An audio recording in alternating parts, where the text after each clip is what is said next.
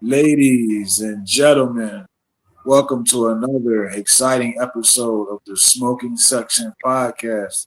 I'm your host, Jamar. To my top left, we got the proprietor, John. What's up, y'all? How y'all doing tonight? To my top right, we got the hater, Wes. Yo, what's going on?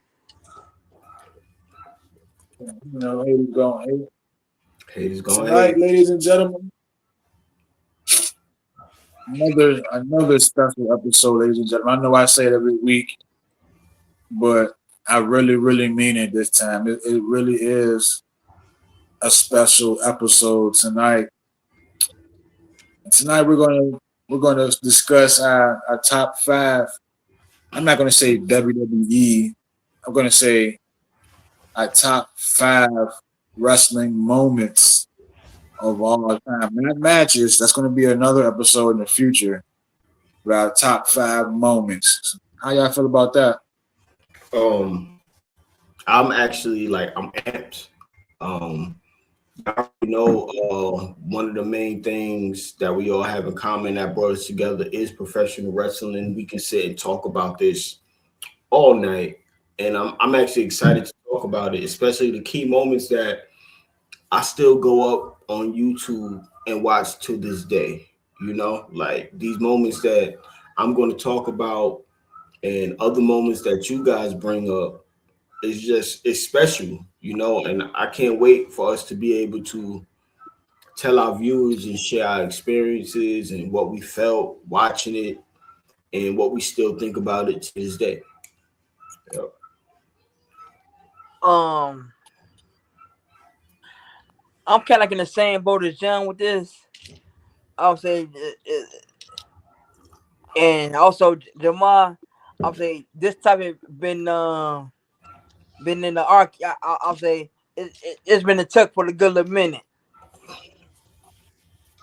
And yeah, I'm ready to kick it off, and I'm ready to hear the rest of y'all moments and get good feedback to the to y'all moments and also to mine.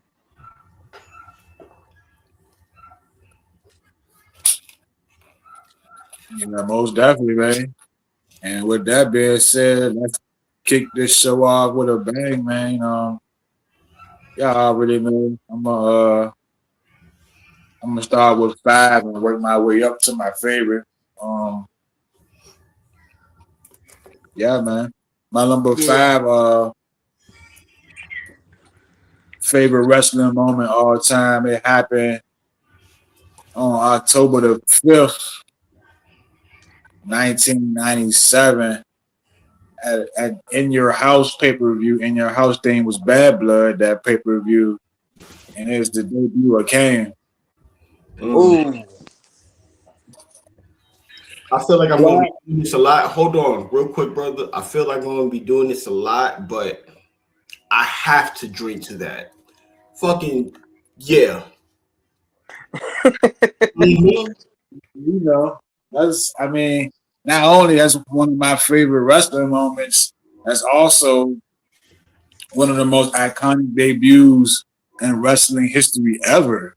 Agreed. Agree. Yeah.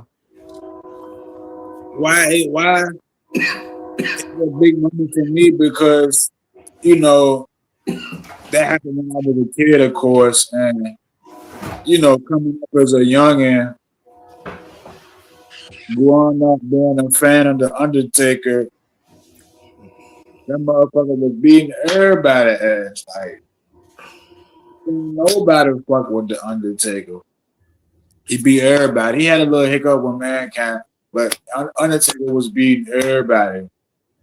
And around that was October before Halloween. So around the springtime, Paul Bearer first mentioned Kane. So over the next few months, Paul Bearer kept talking about it over and over. Like, who the fuck is this Kane nigga? And while this was going on, this was parallel to Sting. NWO was Sting in the rafters. Yep. And the Kane storyline was parallel at the same time. That's what made the Monday Night War so fucking great.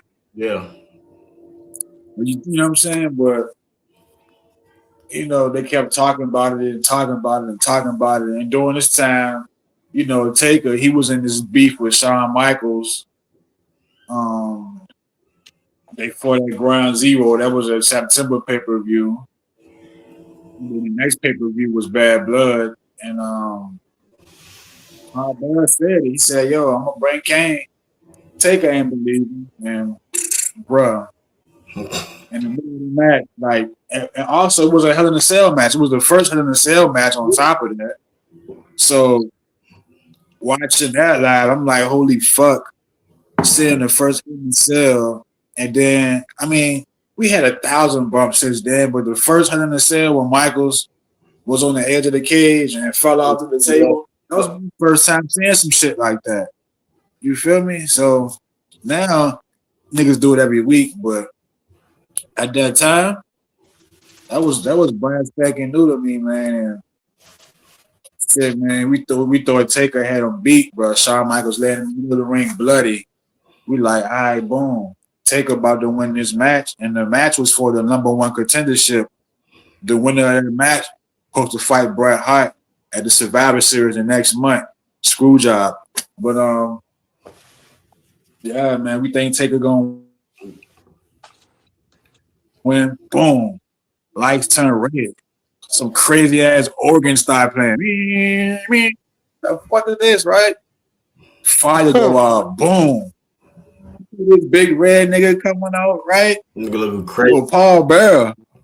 That's So you putting two and two together. Yeah, Vince blew it though. Because watching it live, it's like, who the fuck is this nigga, bro? But then Vince blew it though. It's gotta be, you know what I'm saying? And anybody who grew up watching Taker at that time, when Kane was coming down that aisle, and the look on Taker's face, like Taker he never in his career looked scared up until that point. That was Taker's making the first expression like that, and that shit was like, yo, you feel me? That goes into if you done, I'd like to add on a little bit to your pick. Yeah, I do too. I want to start off with the last thing that you said because it's like a few things I want to hit on. You know, you mentioned like if anybody know Taker, you know, like, and then you saw his face when Kane coming down, like that would be a perfect example to teach in a class of somebody that want to be a professional wrestler. That is one of the best ways that you can make your opponent, how you can put your opponent over. You get what I'm saying? Yeah, like, right, yeah. You can get me over like that, yeah. You know what I'm saying? Like, you can sell physically. We have some great sellers physically. Dolph Ziggler, Shawn Michaels, Brock Lesnar when he wants. You get what I'm saying? JD McDonough, Kofi Kingston, great sellers. But when you're able to put your opponent over by your body language and facial expressions, it's like that was wonderful. I'm glad that you said that because Undertaker's facial expression, it's like, okay, if Undertaker's afraid of this guy, who the fuck is this? You know, like real talk. The thing I want to hit on was those to me during that whole storyline. It's like two iconic lines that just always stand out to me whenever Kane's debut is brought up, or Kane in general for the most part. The first one is the Kane's alive, Undertaker. He's alive. Like, Paul Bearer was a goat. Paul Bearer was a goat. Like, you feel me? Like, he's alive. That's crazy to me. It was like every week on Raw, they was doing vignettes and videos leading up to the debut. Yeah. And I remember one Jane, they was in the cemetery and they was supposed to be digging up Undertaker parents and shit. And Paul Bearer singing, he's like, digging up bones. Man, rest in peace to Paul Bearer, man. One of the goats. And then that other line I wanted to highlight You know, you were saying Vince gave it away, which he did, but to me, that it's just so iconic because of the storytelling, and the payoff seemed to be not just his debut, not just the look on Taker's face when he saw Kane, not even the way that Kane snatched off the cage door. Like, a huge part of that debut was that line to me from Vince. That's gotta be Kane. That's gotta be, like, that line is just ridiculous to me. I loved it as a kid. Like, hold up. So this is who Paul Bearer was talking about. Like, oh, and then he looks the complete. He's similar to Taker, right? With the horror, you feel me, the darkness and stuff like that. But it's that red, it's that fire, you know. So it's kind of like opposite or adjacent to Undertaker, if that's the right word. Yeah. And the last thing that I want to highlight was long arc storytelling that was Kane and Undertaker. Oh, yes. And the two great payoffs that we got from it, because, excuse me, the initial one, like Jamal stated, was, you know, Paul Bearer telling Undertaker Kane's alive, and, you know, throughout the months and stuff, they dropping hints, and he's telling them this and blah blah. Undertaker not believing it. So that payoff right there was the debut of that long storytelling. And then that was just like the first chapter, because the second half came through, because now Kane want to fight Undertaker, and Undertaker saying, I'll fight anybody but my blood.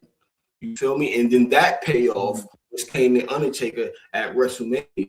So yeah, man, like, cool. I definitely agree with you. One of the greatest moments in wrestling history, man, for real, Kane's debut. Like you say, art storytelling, bro. Like when they first mentioned Kane for the first time, up until his debut, that was about 8 months. Mm-hmm. And then his debut to, like you say, when he fought Taker at Mania, that was another 5.5 months. Yeah, chapters, like, they really, like, you know, with two great huge payoffs within that whole story. So yeah, man. What you got, Wes? Yeah. I'll say everything y'all just said about the whole Kane debut. I'll say I'm that fan. You know what I'm saying, Joe? I saw, like, I'm sitting there looking like, oh shit! All right now. Undertaker brother finna come. All right now. I'm thinking, okay, all right now. Maybe all right, okay. His brother finna come, and they finna, and they gonna land together. I'm not thinking about no feud or nothing like that. My man was nowhere near a feud with Kane and Undertaker. It was nowhere near that way. I'm thinking, okay, all right, bet we finna kick a last off. We finna get together, and we gonna run through WWE. The tag team division is gonna be on lock. Kane and Undertaker had the tag team division on lock. Brothers of Destruction. Exactly. But then, like y'all said, when Kane debuted and he snatched this never been done before. Snatched the door off the hinges. A Hell in a Cell door at that much. It's crazy how the mind works, right? Real quick. Go ahead. My piece, something that I missed. Like, it's crazy how my mind works, because as a child, like, I have a childhood memory of Kane just tearing, like, the whole. It was like really just the door. Yeah. But in my mind, it's like he tore like half.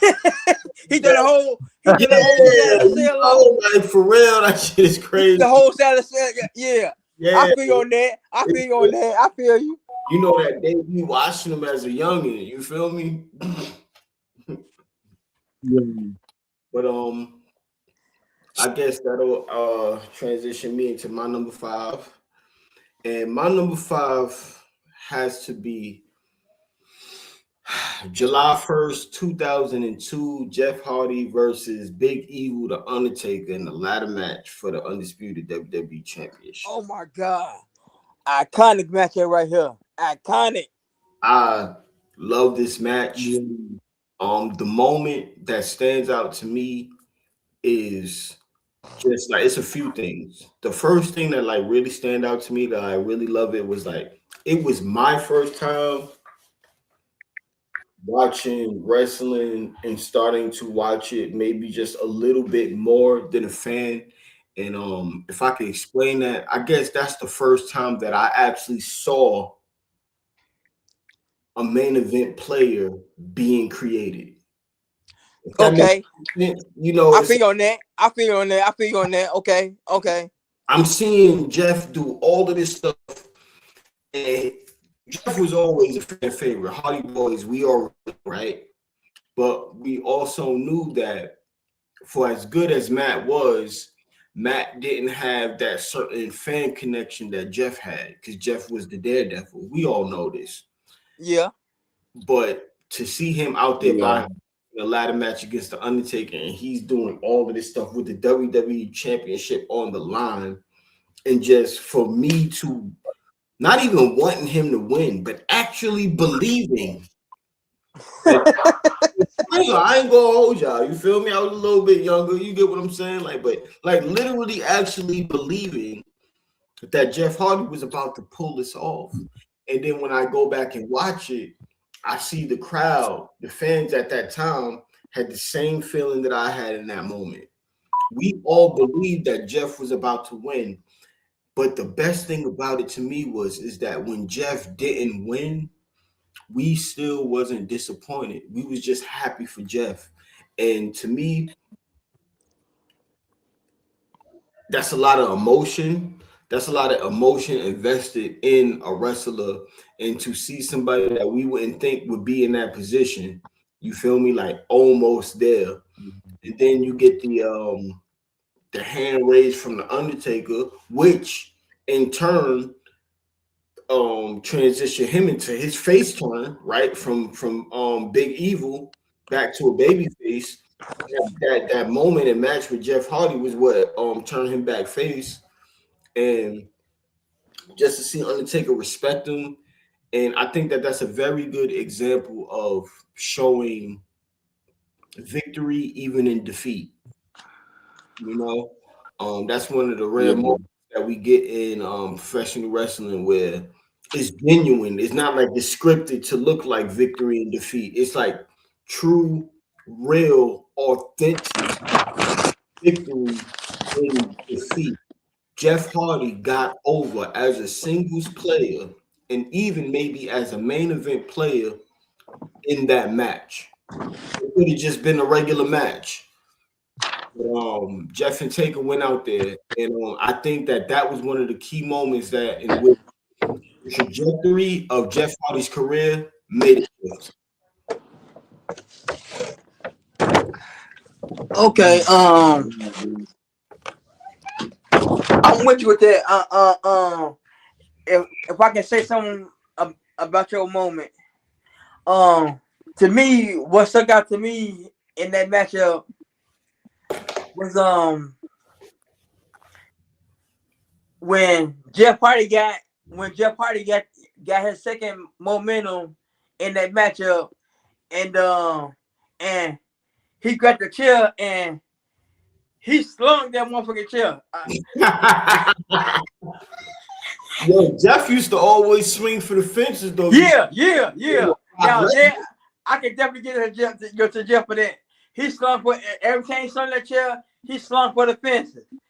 And he cracked Undertaker, and Undertaker was down. And JR. Big up to JR. My Big man JR.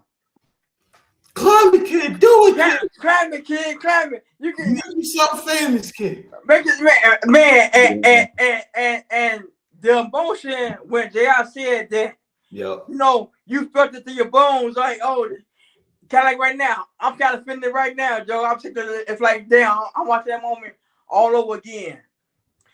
and Jeff kind of he got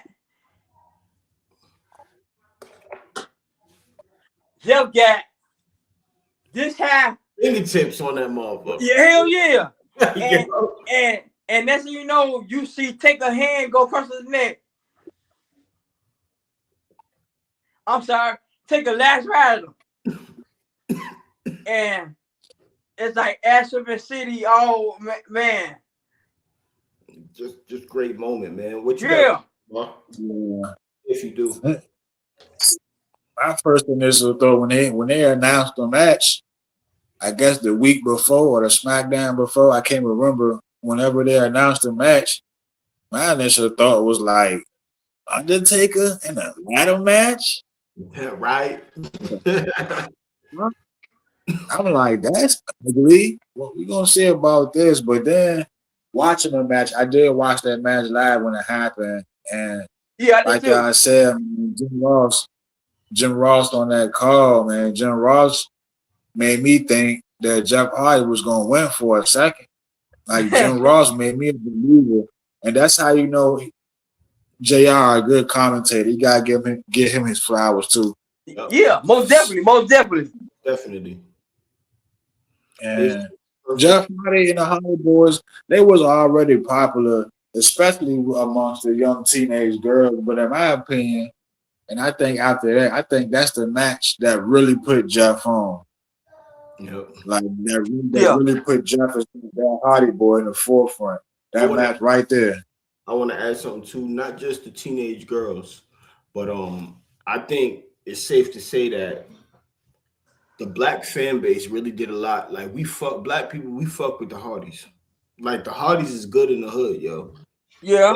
Everybody that I know, like, even if they don't watch wrestling no more, Austin, Hogan, The Rock, the Hardy Boys. Those are the names that usually come up to people that don't even like the Hardy Boys, like on some real shit like that. Everybody was fucking with them, yo, for real. Jeff went on. Yeah, I would say, yeah, I would say, they kind of come up in the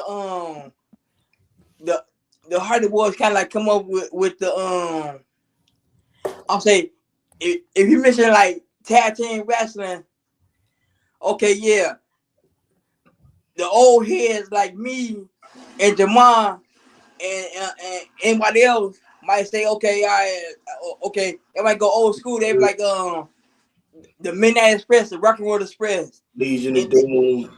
Yeah, Legion of Doom, Silent Brothers. Yeah, and then you come up to like, and then you come like up to like the mid-90s. Then that's when you get your Hardy Boys, your Edge and Christian, your Dudley Boys, your APA. My tag teams really that I think about, like you said, I acknowledge the ones that came before, but I think about the Brett and Yeah, them two. I forgot them. The Heart Foundation. Yeah, not the Heart Foundation. I be Smoking Guns. Y'all remember the yeah. Them two. Yes. And then it goes to it does go to Edge and Christian, Crash and Hardcore Holly. Yeah. The Harley. Yeah. St. Albert. Yeah. I'm saying not too much them. Get mentioned that much. Preston Albert. Okay, TJ, in the studio. Let me pull him up.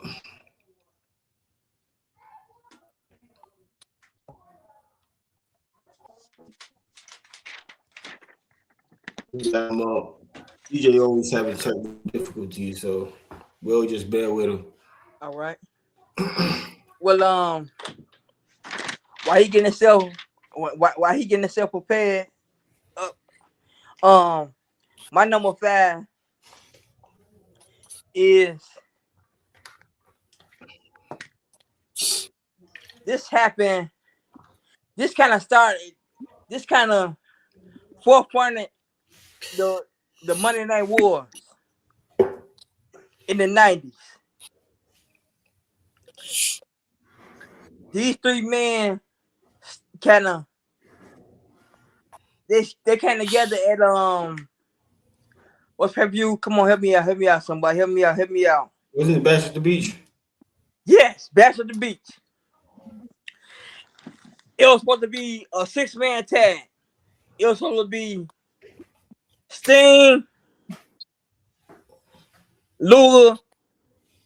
No, I'm sorry, not Sting. It's supposed to be Macho, Luger, and Hogan against Scott Hall, Kevin Nash, and their mystery tag team partner. Oh man.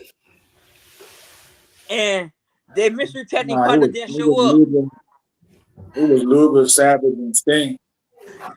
Thank you. And so during the matchup,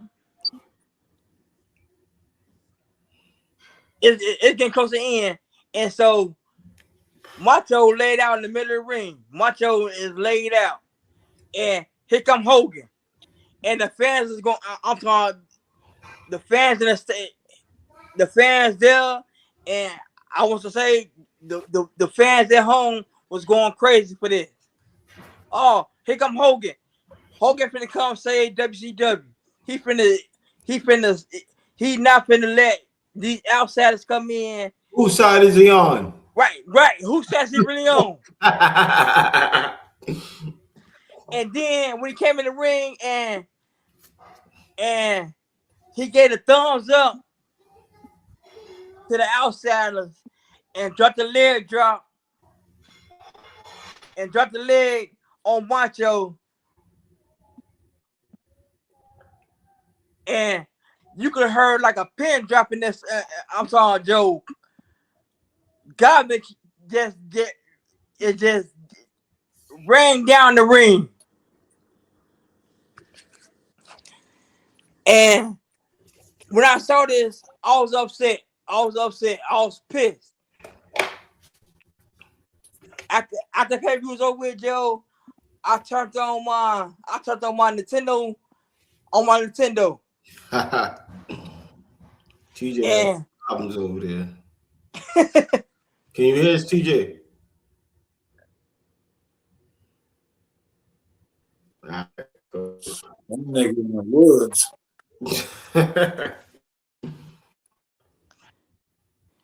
and also upset with this night. I turned the game on, and me, my nephews, we put Hulk Hogan in the handicap matchup, and me and him beat him up. Yeah, formation of the NWO. Yeah, the formation. I mean, one of the most historic moments in professional wrestling history. Changed the game. Forced Vince to switch it up. Yeah. You feel me?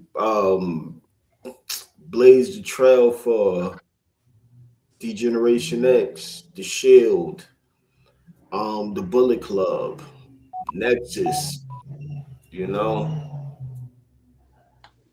Undisputed Era, the Judgment Day. Paved the way for factions like those.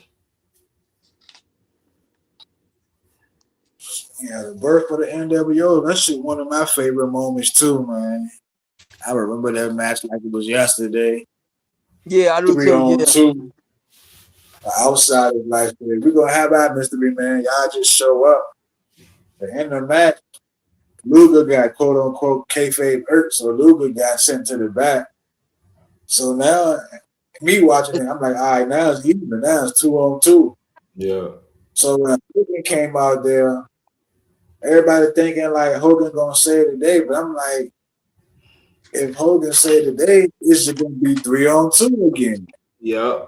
So who the fuck is the outside partners? So the whole time it's gonna be 4 on 2. Yep. That's how I'm thinking as a kid. I'm like, right, yeah. I feel you. Why Hogan for the good guy? Even though Luger got sent to the back, you still got Savage in the ring. You got Sting in the ring, and Hogan coming to save them against the outsiders. I'm like, no, it don't make sense. Yeah. So when Hogan turned, I won't mad. I grew up as a Hulkamaniac. I was like, shit, it's something different. I kind of fuck with it. And as the months went on, and as a year or two went on, the NWO was one of the hottest storylines, in my opinion. The original version, it got watered down, once it got to Yeah. 45 minutes. But like I said earlier, man, the birth of the Crow thing, that 12-month, 13-month arc, and on the other channel, you got Kane and Taker arc. It's one of the best sounds in wrestling, bro. Yeah. I'll say in that time period right there, you didn't know, okay, I do I want to watch? You know what? Forget it. This hour right here, I would say from 7 o'clock to 8 o'clock, I'm gonna watch Nitro. And then from 8 o'clock on, I'm gonna sit and watch Raw.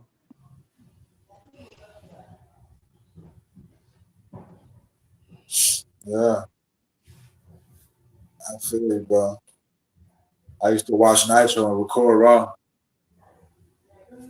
Yeah, man.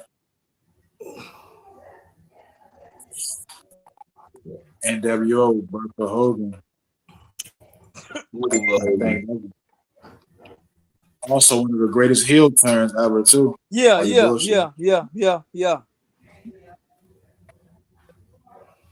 But All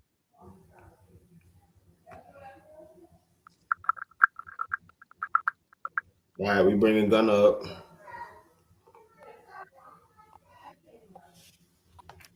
You just in time, bro. What's the word, fellas? Not much, John, bro. Wes. How you doing, Here's man? my old basketball rival Mark. What's going on, man? what's up, bro? Not much. Yeah, tell us your top 5, your number 5 favorite wrestling moment of all time. All right, number 5 for me would be. I talked about this feud a few weeks ago on the Sons of Legends, and we did something similar. But that'd be Eddie Guerrero's promo, like right after he turned to Rey Mysterio, came out there with Ooh. his mask and everything. Mm. Like that version of Eddie was just different. You know, he was more sinister this time around as a heel. He was more diabolical this time around as a heel. He wasn't the Latino Latin lover boy heel anymore. You know, he was. I like to say he was a grown man heel, as they say. And them two, they just had awesome chemistry together. They just worked so well. Oh, okay, Yeah. man. That's a good. Oh, that's a good They was man. best friends. They was best friends. They came They up were. together, so yeah, the chemistry was always there. Mm-hmm. Yeah, my favorite moment was my number 5 favorite moment was Kane debut. West's favorite moment was the birth of the NWO, and John's favorite moment was Jeff what was it, Hardy. bro? Jeff Hardy versus Taker ladder match. Beautiful. Yeah. That was a great one. Yeah. Shit. So this how y'all starting off? I can't wait to hear y'all 4 through 1. Then y'all doing it like Man, that. it's gonna get hot. It's gonna get hot. How the NWO yo 5? That's crazy. Man, wait till number 4 then. But shit, my number 4, we just gonna keep it going. Gunner, you after me. We gonna go counterclockwise. All right. My number 4 moment all time. It's kind of an underrated, low key moment. You know what I'm saying? My spot. Okay. What's no? Oh, My spot. If you know, you know. oh no. I don't know, man. You gotta enlighten me on this one. I don't think. You ever say? It sounds familiar, but yeah, I think I need to be enlightened a My little bit. spot. This if you go back and watch this promo, as a grown man, I put every dollar I have in my pocket. This shit gonna Me hit you too. in the way. This moment occurred. It occurred on August 25th, 1997, on a random episode of Monday Night Nitro in South Carolina, Horseman territory. It was the retirement speech of Arn Anderson. And my fans out there, I don't know how y'all feel about Arn Anderson. I don't know if y'all know or not that he was that nigga. Yeah, Man, At the time, you don't most know, you people better probably know. saw him. the enforcer, man. At the time, most people probably saw him.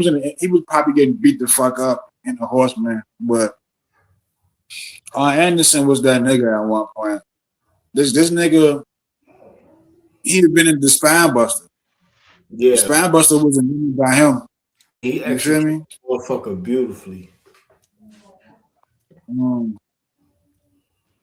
he was that nigga. I mean, I could do an episode on Arn by myself, but I can too. what led to his retirement, everybody know he had back issues, neck issues. His last match was actually in January 29th, 97. Arn Anderson and Mongo McMichael versus the amazing French Canadians. Those are the Quebecers. When there was the WCW version. Yeah, the That was Quebecers. his last match. And Arn was so fucked up that he couldn't button his shirt. He couldn't hold objects. He couldn't grab things. He couldn't tie his shoe. And he was still trying to wrestle, but his matches weren't on TV, doing house shows. He said he knew it was it when he was at a party, holding a drink, talking to a guy, and the guy was laughing, ha ha ha, hit him on the back. And once the guy hit him on the back while he was laughing, it sent the shock all the way down his body. Oh man, And that's when Arn said he knew that was it for him. And went to the doc, and Doc said, yeah, if you continue to wrestle and take bumps, you can paralyze yourself, even kill yourself. So, that was winter time. So, I guess the perfect time for Arn to retire is in South Carolina, Horseman territory. So you watch that August 25th episode of Nitro. The Horsemen came out there. Arn Anderson, Ric Flair, Mongo McMichael, and Chris Benoit, the four horsemen at the time. They all came out, and Kurt Hennig, aka Mr. Perfect, just came to WCW a couple months before that, and he was getting involved with them. So they like, shit, if Arn gonna retire, we gonna have Kurt Hennig, take his spot. And go back and watch this speech, because if people don't know, if you know, and Wes, Arn Anderson, one of the greatest promos of all time. He just don't get talked about, probably because his positioning in wrestling wasn't always at the top. So that's why he don't get talked about. But real niggas know Arn is one of the best niggas on the mic. Video footage is out there. Yeah. And his retirement promo, like me watching that shit as a kid, that was my first time seeing some shit like that. Like, damn, this nigga really retired. This is my first time seeing a wrestler retire in my face. So yeah, that's why this moment is so big for me. And Kurt Hennig was involved in it. And, Arn Anderson was talking to Kurt. He was like, I'm not going to just give you a spot in the Horseman. No, you can't have any spot in the Horseman. You're going to have my spot. You know what I'm saying? It's like the real wrestling fans, the OG fans know when you just say my spot, you know what a nigga talk about that Arn Anderson promo, man. And that was one of the best promos in Monday Night Nitro history ever. Argue with your mama. You know what I'm saying? That's why, that's my number 4 moment of all time. Arn Anderson's spot in the Four Horsemen wasn't just a spot, like Arn said. Arn Anderson was the enforcer of the Horsemen. In every iteration, version of the Horseman. Arn Anderson was the enforcer. So for Arn to say, no, not just any spot, my spot, that's a huge fucking deal. Yeah, Even though Kurt Henry that's his turned spot. on him to join the NWO, he turned on him the next week. Well, not the next week. He turned on him 3 weeks later and joined the NWO. But to have on spot, man, that's a privilege, bro. You feel me? Right, yeah. With that promo, with seeing the four horsemen in the ring like that together, I'm saying, because I grew up a Horseman fan. I'll say, and I saw myself. I kind of patted myself as at Double A. I saw myself as the enforcer. This should have been my moment. This should be my pick right here. I ain't gonna care. This should be my pick. But it's Jamal just did it justice. So I'm gonna try to continue on with doing it justice as well. If you remember, Jamal, like you said, his promo, like we introduced the four horsemen. That promo right there, bad self, gave you goosebumps just like this promo did. Yep. Yeah, one of the promos that make your hair stand up, man. Yeah.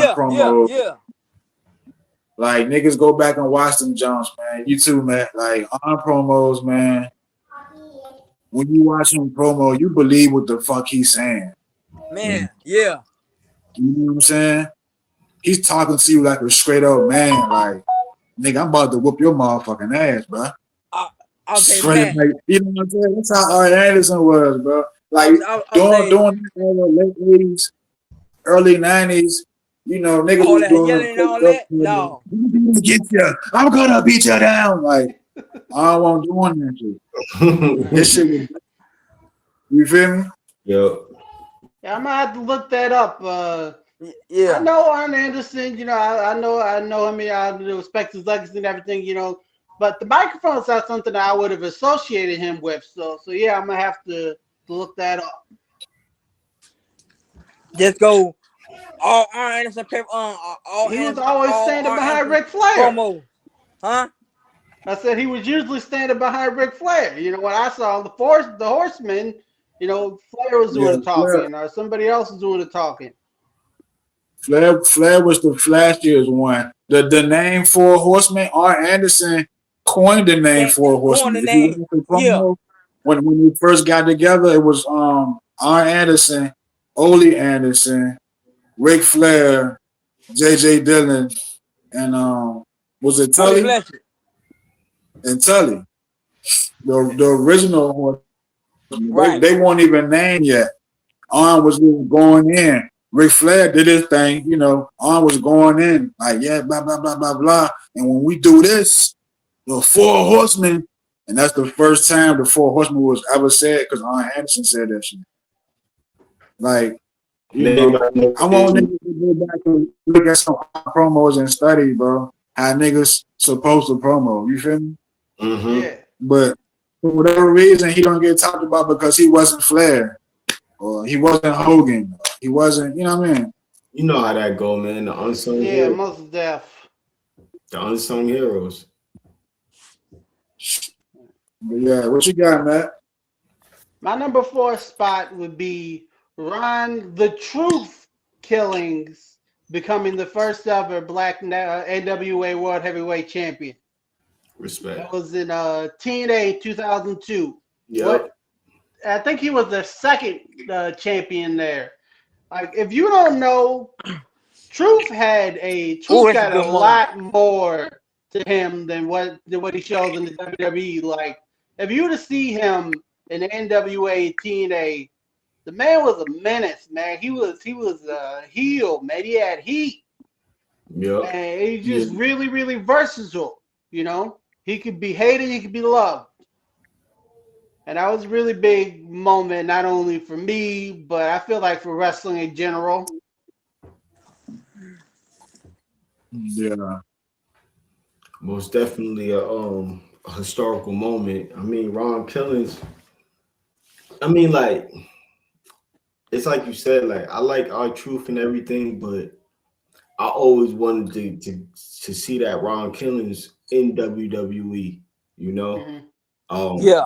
when the closer we get, the close we got to that, the closest we've got to that when he did that heel turn, when he run around smacking people with bottles and smoking cigarettes and stuff like Yeah, let Jimmy.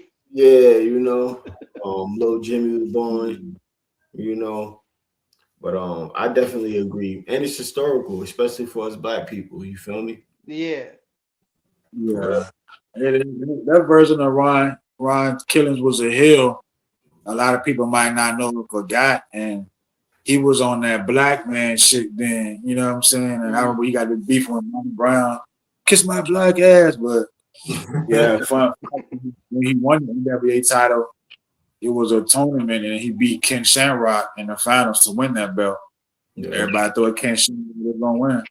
That was a good match too. yeah. All right, so my number four would definitely have to be November 18th, 2012, Survivor Series. CM Punk versus John Cena versus Ryback, triple threat match for WWE Championship and the Shield debut.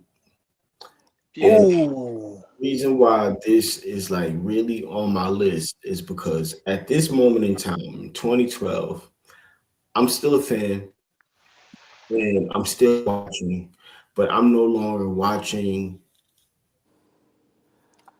as a fan per se. Now I'm like, I'm looking where storylines is going, right? I'm looking for the next move.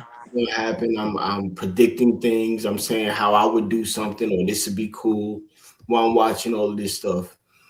And we got the dirt sheets, we got the internet, we got the podcast, and I had not the slightest fucking clue guys were. I didn't know they was coming. I didn't know who they were. I get what I'm saying. Like I Yeah, yeah, Yeah. yeah, yeah. know, like the odds is in favor of Chris Jericho coming back to WWE at the Royal Rumble.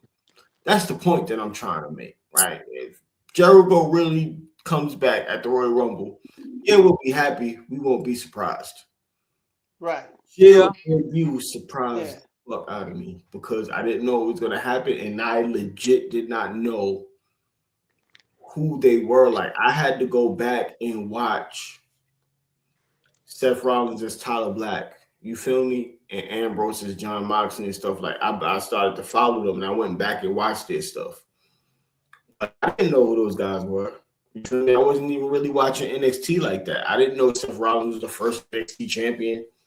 I didn't know that. None of that stuff. So when them guys showed up and they just, I'm talking about boots to asses and they wrecking shit. And they literally moved as a unit. There was not a clear leader in the Shield. After a while, we could see that, they wanted to push Roman. But in the beginning, in the debut, in the very beginning of the Shield, there was really no clear leader to the Shield. They literally moved as a union. I liked how they broke people down, even in fair, like 3-on-3s. They isolated motherfuckers, beat them down, and went after the other ones. Like it was cool. It was the first time that I got excited in wrestling. For real, November 18th, 2012. Debut of the Shield, man. Um, For to to piggyback on what you just said about the Shield. Okay, when I saw the Shield, the first thing that came to my mind was okay. They were mad. Okay, I can put them in the group. I can put them in the category with the Freebirds, the first Freebirds, Michael Hayes, Terry Gordy, and what's my man's name?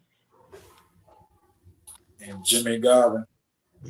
No, not Jimmy Jam.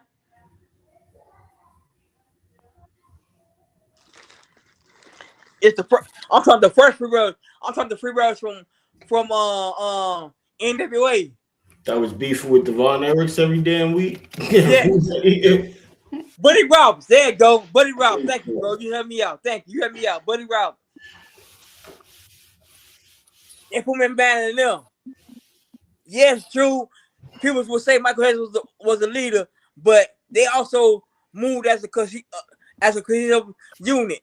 And also, too, another group they put me in man of, the Four Horsemen. Ric Flair and the Minnesota Wrecking Crew. Only Arn Anderson. Them three moves as a cohesive unit. Yeah, it's true.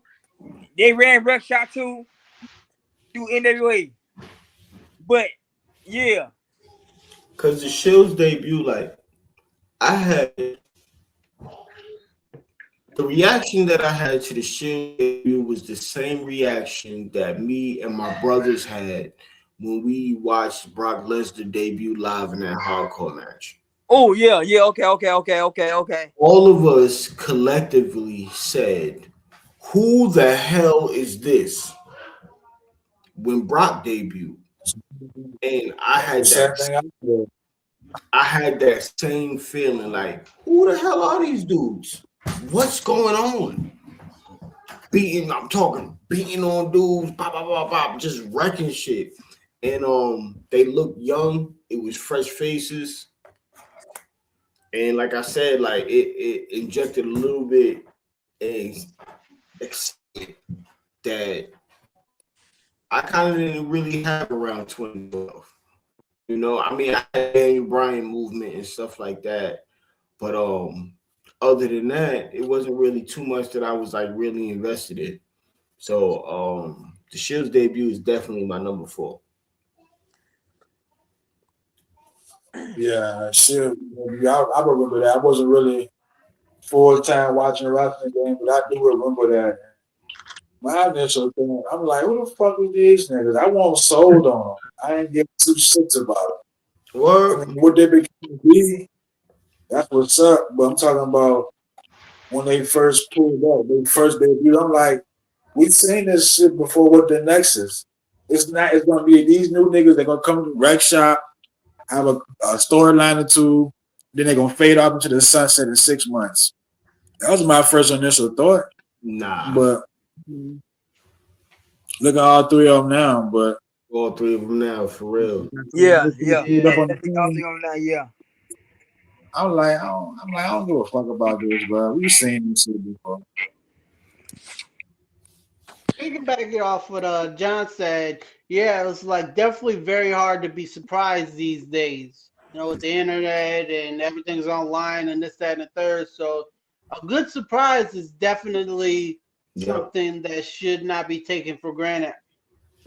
And they obviously went down to be one of the best factions of the last 2 decades. I give it. One of the most successful. One of the best since the millennial started. Mm-hmm. For sure. What you got, Wes?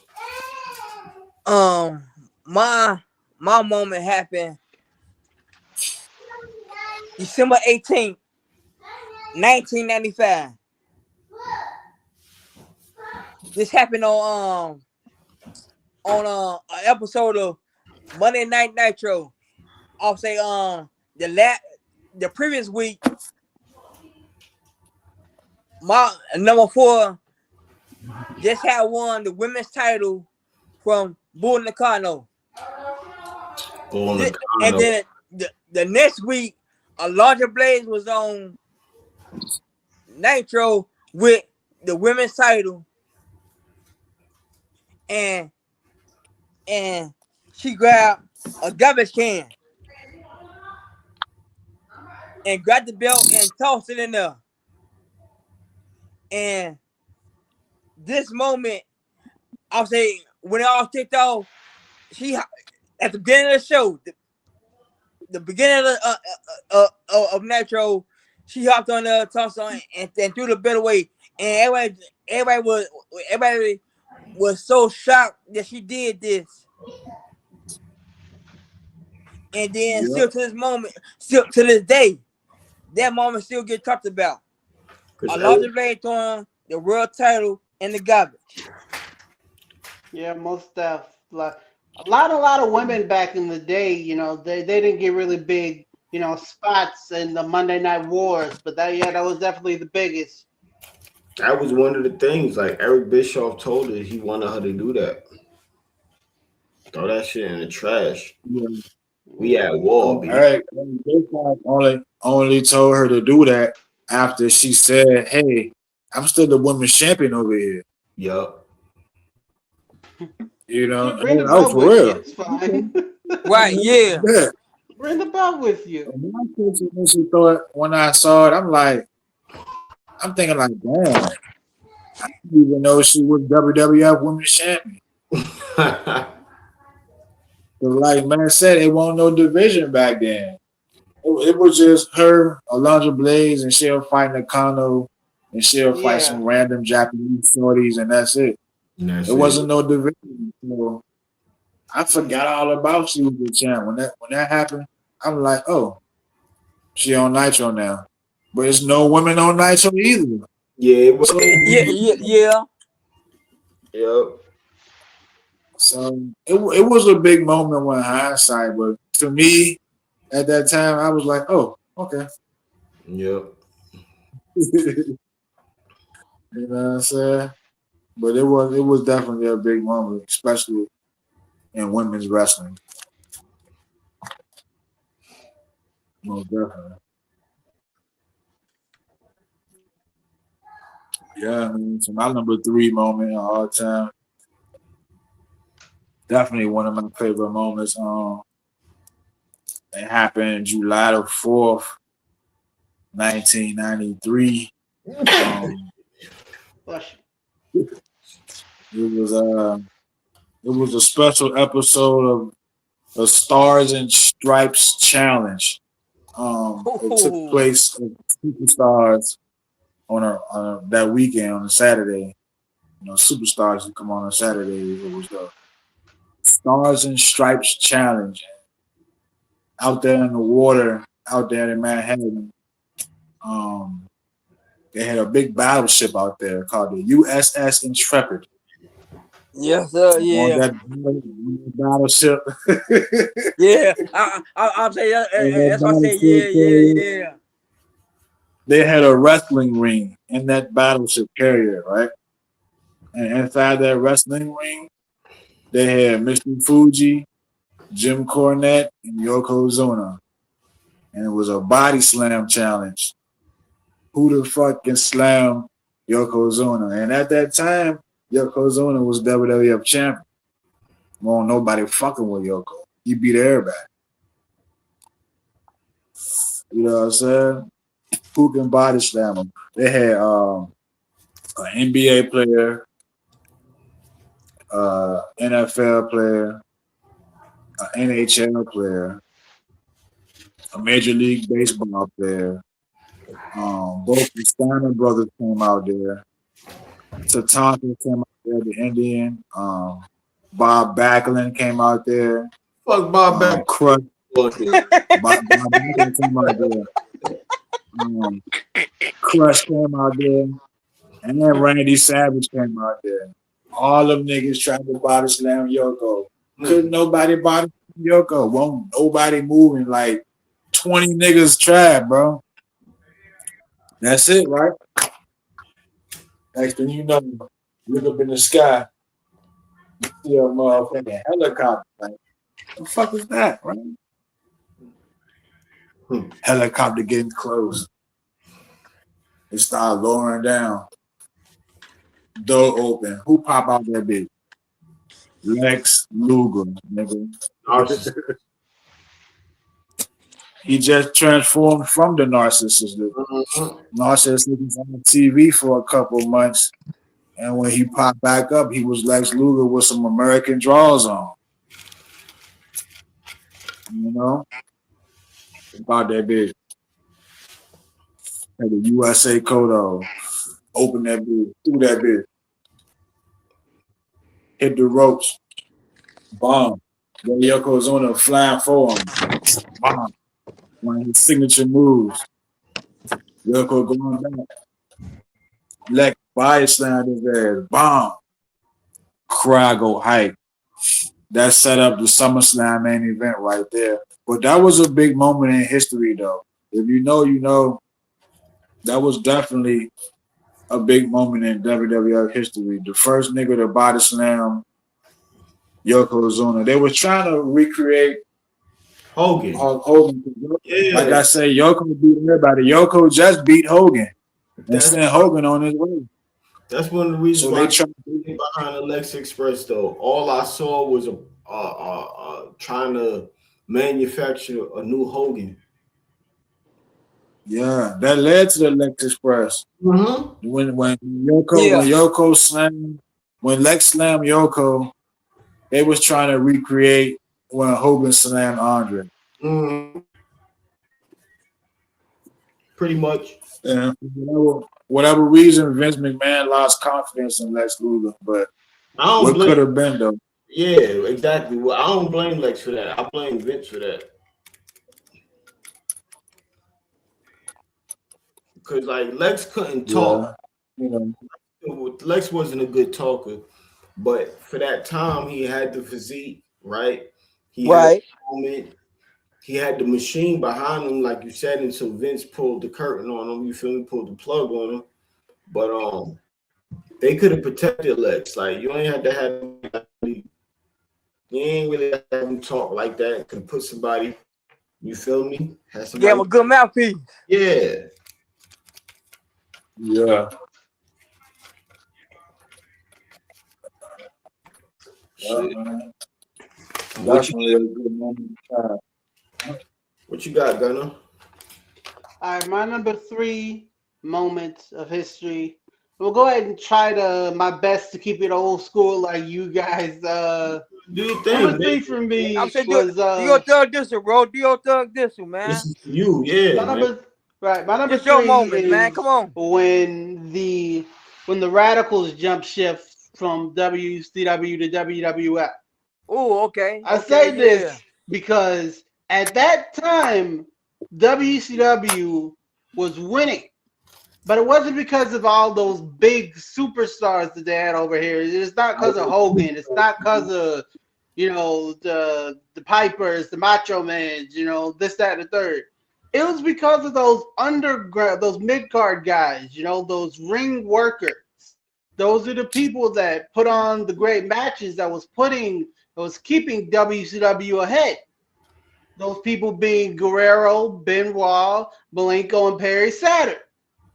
And when they jumped, I kind of feel like that was when, WCW really, really started sinking because, the ship was already going down. But losing those 4 pieces helped to go down a whole lot faster. It's like they didn't understand, what they had, as they say. I would definitely agree. That was like a shift in the Monday Night Wars. I Yep. definitely agree on that one. Flight of the Cruiserweights, man. Yeah. Great matches every week. And we getting guys like Psychosis, and Eddie, and Ray, and Dean Malenko. Cruiserweights were my favorite in WCW. Super crazy and stuff like that. Big time. Yeah, bro. Like Man. you say, man, they was the glue of WCW. The Radicals, Yep. Rey Mysterio, Cohen, Shane Douglas was up in there. All the cruiserweights and shit. Jericho. Well, Jericho already had done by that time, but he was there. Yeah. Chavo was was always decent. You know, Eddie always outshined him, but Chavo was good. Yeah, he was. Yeah, man. When I forgot what match was. It was Al Snow versus somebody. No, it was Road Dogg versus Boss Man. I don't know. Somebody gonna correct me. Bulldog went down in the crowd and popped off. Yeah, they were sitting in the front row, and I was like, Yeah. "Oh shit!" Because because it was a quick glance. I recognized Benoit and Saturn, Mm-hmm. and I was like, oh, "Shit, bro!" I was like, "Oh shit!" Because Saturn had on that motherfucking that mop hat with a purple shirt. I never forget Yeah, that shit. yeah. Yep.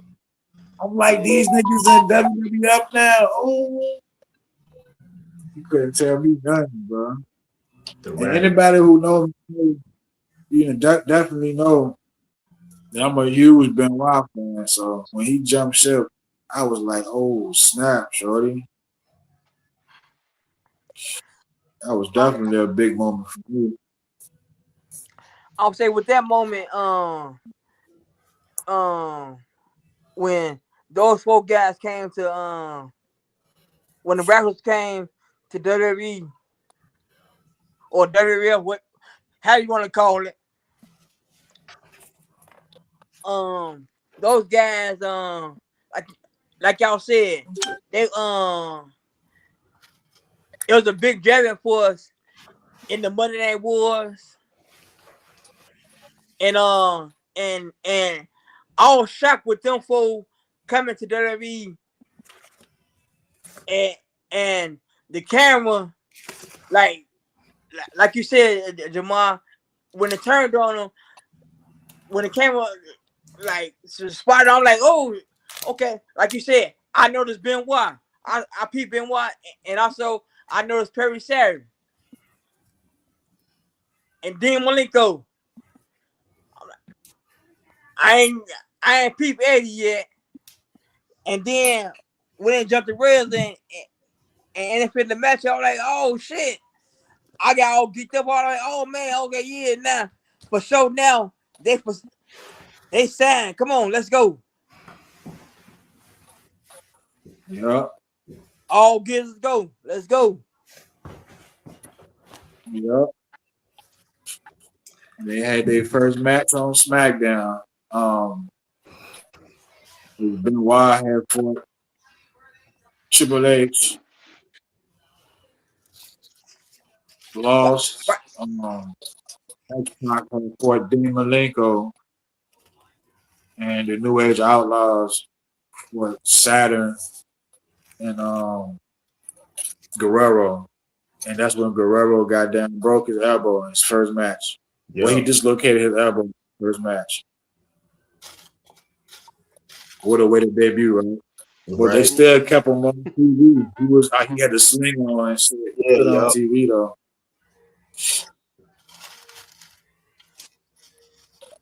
Yeah, that's definitely one of my favorite moments too, man. Guess that takes it to me. Mm-hmm. My number 3 is July 16th, 2001, Monday Night Raw. The old Stone Cold comes back and saves Team WWF from the Alliance. One of the biggest pops, loudest pops in WWE history, and of course it's going to be an Austin pop, but the story that's being told, because mind you, like, it's a little bit of context. The Austin that we was getting before that was like, he had turned heel, right? Oh, the WrestleMania 18 turn heel. I think it was. It was 17. Yeah, 18. I think it was 17. 17. It was 17. Yeah.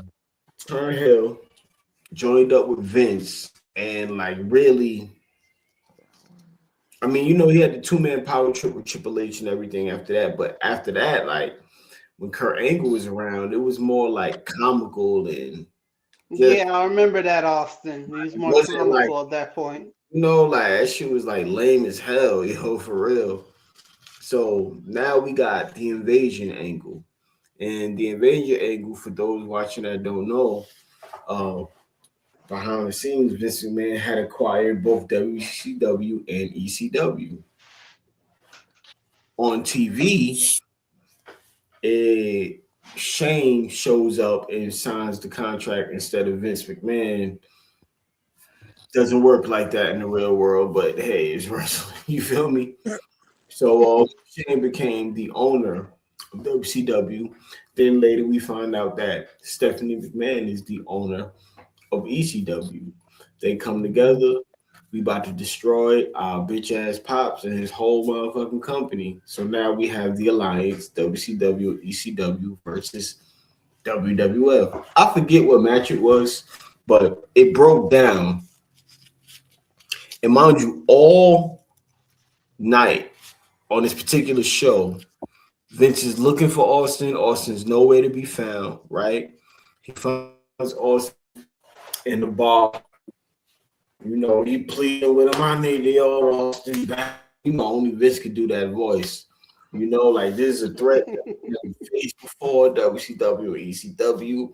We got the team. I need my captain. I need the old Stone Cold.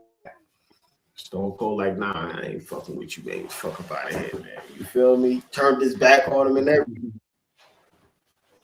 So I still remember this shit like it was, yo, me and my brother was popping, man, for real.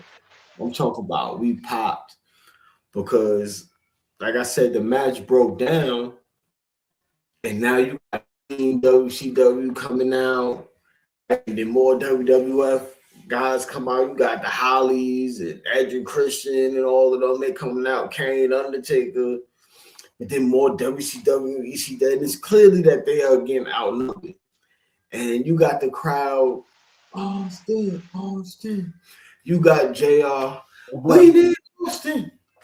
Like JR is the GOAT, man, for real. You know, he is the GOAT. And backstage, you see the brawl taking place backstage in the parking lot. We get to the parking lot, that truck pull up. My man hop out. Yo, I'm feeling right now, yo. Yo, bruh hopped out and went to work. We got the camera. They switching the camera from the ring to a Team WWF getting wild on. And we going back and just see Austin going through the whole arena, spanking boots. The only way Austin can do, like, on some real gangster type. I'm talking about throwing. And then JR saying it. We need Austin. That motherfucking glass shattered. Man, Austin walked down that motherfucker. You got JR. He's walking. He's talking. My son Austin jumped in the ring and just started wilding on anything. Stutter for you. Stutter for you. Stutter for you. Like, I can't explain to y'all how hyped I was watching that segment. Like, it just like talk about a one-man cavalry, how it shows how the morale, you feel me? When you got somebody, a leader that you believe in, how the tide can shift, how it can turn. That battery in your back, yo. One of the greatest moments and my personal favorite Austin moment of all time. Austin saving Team W, like everybody got one. Then you got that double choke slam. Yeah. And with Kane and Undertaker. And then you see Angle in the corner. Undertaker reach out, extend his hand. You feel me? We got JR talking about they united. The Vince come out. You feel me? Like, yeah. Like, come on. Like, it really looked like WWF was losing and was going to lose. Like, for real, watching that. And to have Austin come back and see everybody united for the first time in weeks, WWF looked strong. You feel me? Yeah. The Asian angle was, we already know what it could have been, but we didn't get that. So for what we got for the first times in weeks, that segment right there really made the WWF look strong. Hey, yo, fellas, I'll be right back. All right. All right.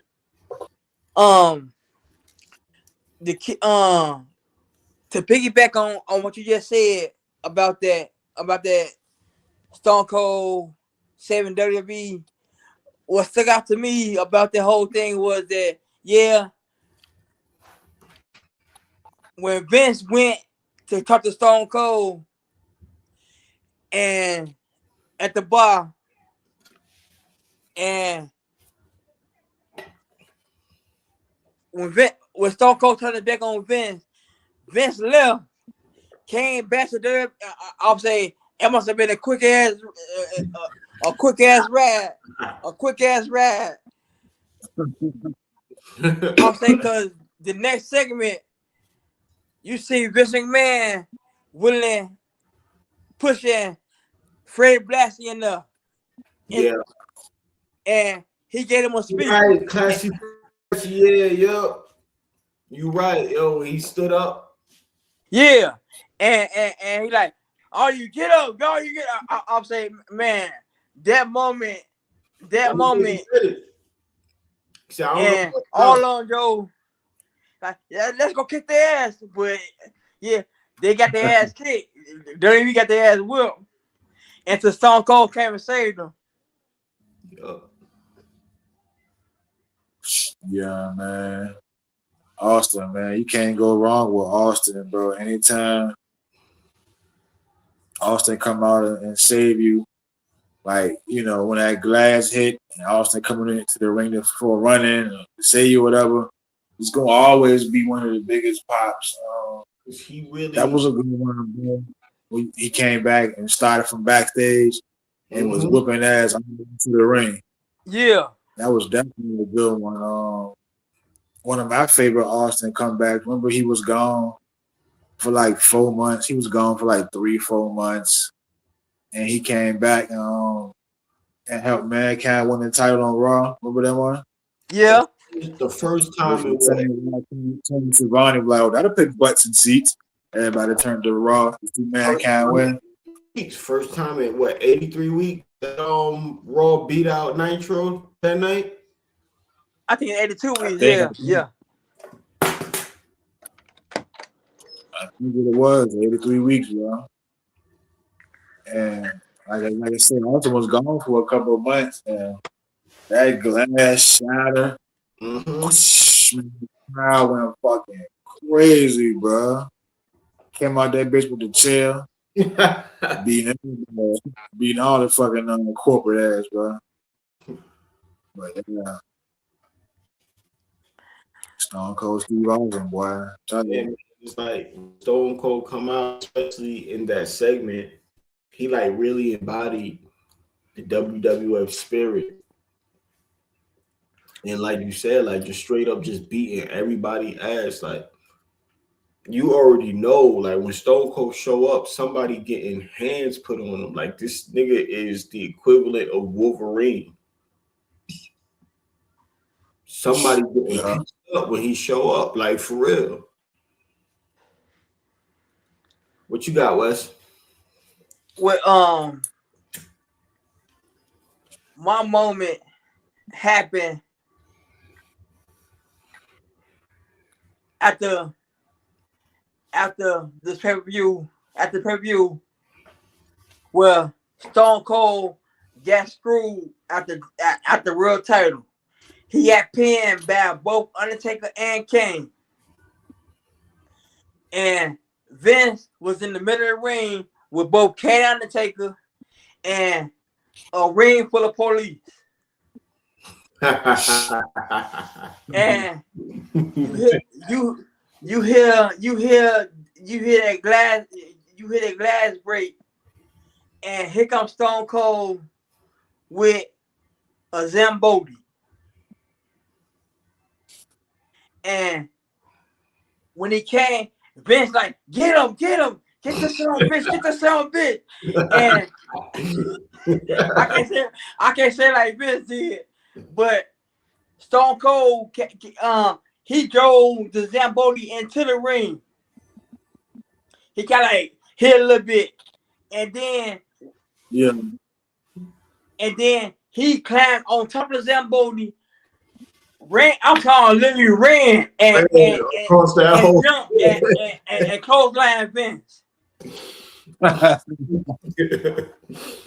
ain't gonna lie, yo. Austin used to put Vince through it. Like, one of my most favorite lines is when they hauling Stone Cold off in the handcuffs.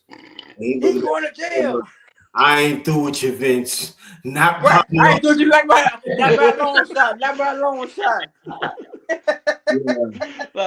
This is one of my favorite Vincent Austin lines. There was whenever actually this is Austin's in this segment, my bad, but Vince actually said this to Mick Foley.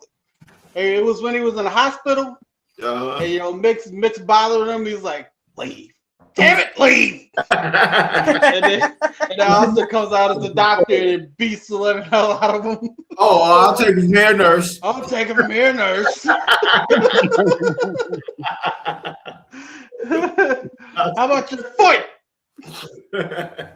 And then bangs him with the bedpan. Yo, Austin used to put that man through hell. Yo, I ain't gonna lie. Swear to God. I'll say that moment that you talked about, Matt, that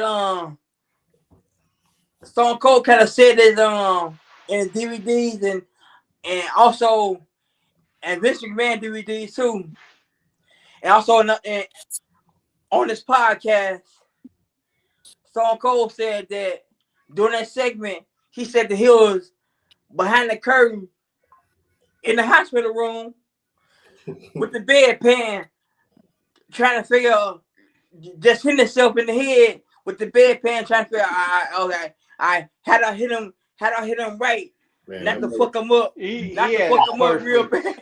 That shit said bong.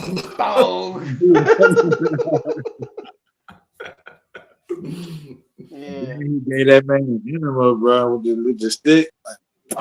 Yeah. Nah, how he was so petty, he punching on the cast. Man, how about your foot?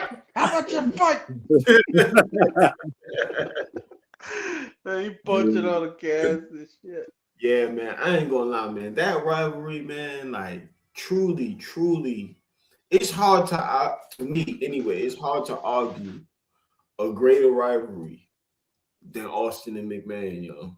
Yeah, I don't think that you'll ever find one. It's like that's bigger than wrestling. That's like a boss and his employee. That shit is like, that's why Austin was so popular though, is because everybody wanted to do that to their boss, and Stone Cold couldn't. So people gravitated towards him. Vince had like this whole. You get what I'm saying? Like he got the corporation, then he got the ministry, then there's Generation X that's fucking with him. Like, you feel me? Like it's like, yeah, man. It's very few, but Macho Man Hulk Hogan, you feel me? Austin Rock, Michaels, Brett. Yeah. You give it to Triple H, Shawn Michaels? That's a great rivalry. I wouldn't put it up there as like iconic rivalries. It's a great one, but not iconic to me. I'll put it up there. I'll put that rivalry up there. Shawn and Brett, yeah. Shawn and Triple H, yeah. I put that rivalry up there. Of course you would. You got a history of stabbing your tag team partners in the back. That's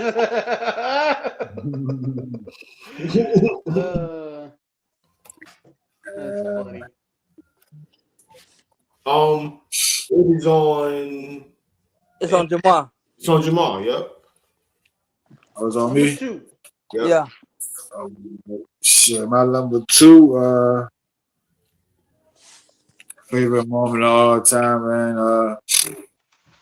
It occurred on July the 6th, 1998, on an episode of Monday Night Nitro in Atlanta, Georgia, at the Georgia Dome, Ooh. with over 41,000 people in attendance, man. Oh, bird. My Respected though. I ain't number front. two, Lit for this. I was. my number two favorite moment of all time, man, is when Goldberg beat Hogan for the WCW title on Nitro. Ooh. Yeah. Good pick. For the It's viewers, big 'cause I mean, got bullshit to say. For the viewers, I usually like really, but I ain't gonna lie. This is legit, yo. This was a Yeah, this ain't just Jamar just putting Goldberg on a pedestal. nah. This is some real shit right here. Goldberg earned that shit. Yeah. I mean, people gonna have their opinions about Goldberg, but you know, at the same time, at that time, that Goldberg and Hogan match was the most watched match in cable history as far as wrestling at that time. Like, ain't no other niggas watched that match in cable history. You know, so that match broke a record. That match was huge, man, because Hogan didn't lose during that time. This was when NWO was hot. I mean, Luger had beat Hogan in August of '97, but Hogan got her back the next week. Yeah. Like, every time Hogan fight a nigga, bro, Hogan gonna win. Like, That don't Hogan work. never lose, bro. Yeah. That don't work for me, brother. Yep. Yeah, it was dope to see because at the same time you got Hogan doing this thing over here, then over here you got Goldberg climbing up the ranks on his undefeated streak. He already gonna beat Raven for the U.S. title, so he the U.S. champion. You know what I'm saying? He just climbing up the ranks, fighting niggas, and it was sudden. It was on Thunder. You know, Thunder was on Thursdays. JJ Yeah. Dillon, Yeah. the WCW commissioner, came out there and was like, "Yeah, we got the contract.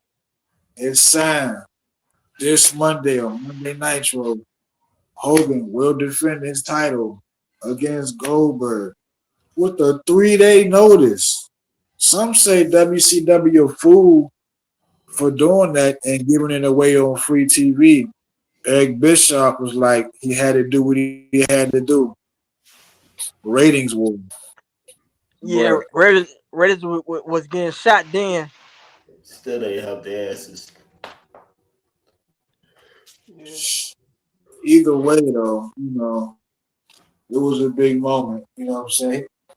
Goldberg, he had to fight Scott Hall earlier during that night. Hogan was like, "Shit, nigga, you gotta earn this shot. So if you beat my buddy, then I'll face you." And Goldberg ran through Scott Hall and fought Hogan. But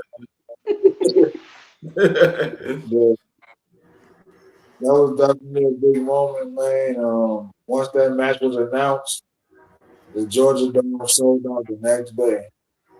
So, you know, it's all about putting butts in seats. Like, you know what I'm saying? Niggas paid to go see Goldberg and Hogan. Like, they draw money.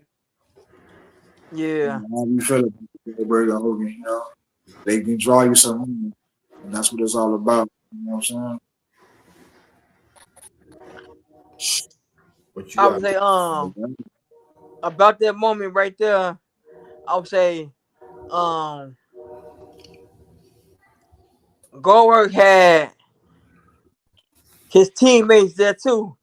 His the Atlanta Falcons was there. He had All right. he had he had he had Goldberg had, as we all say in the wrestling, Goldberg had the home field advantage. He had everything on his side. Goldberg had everything to win.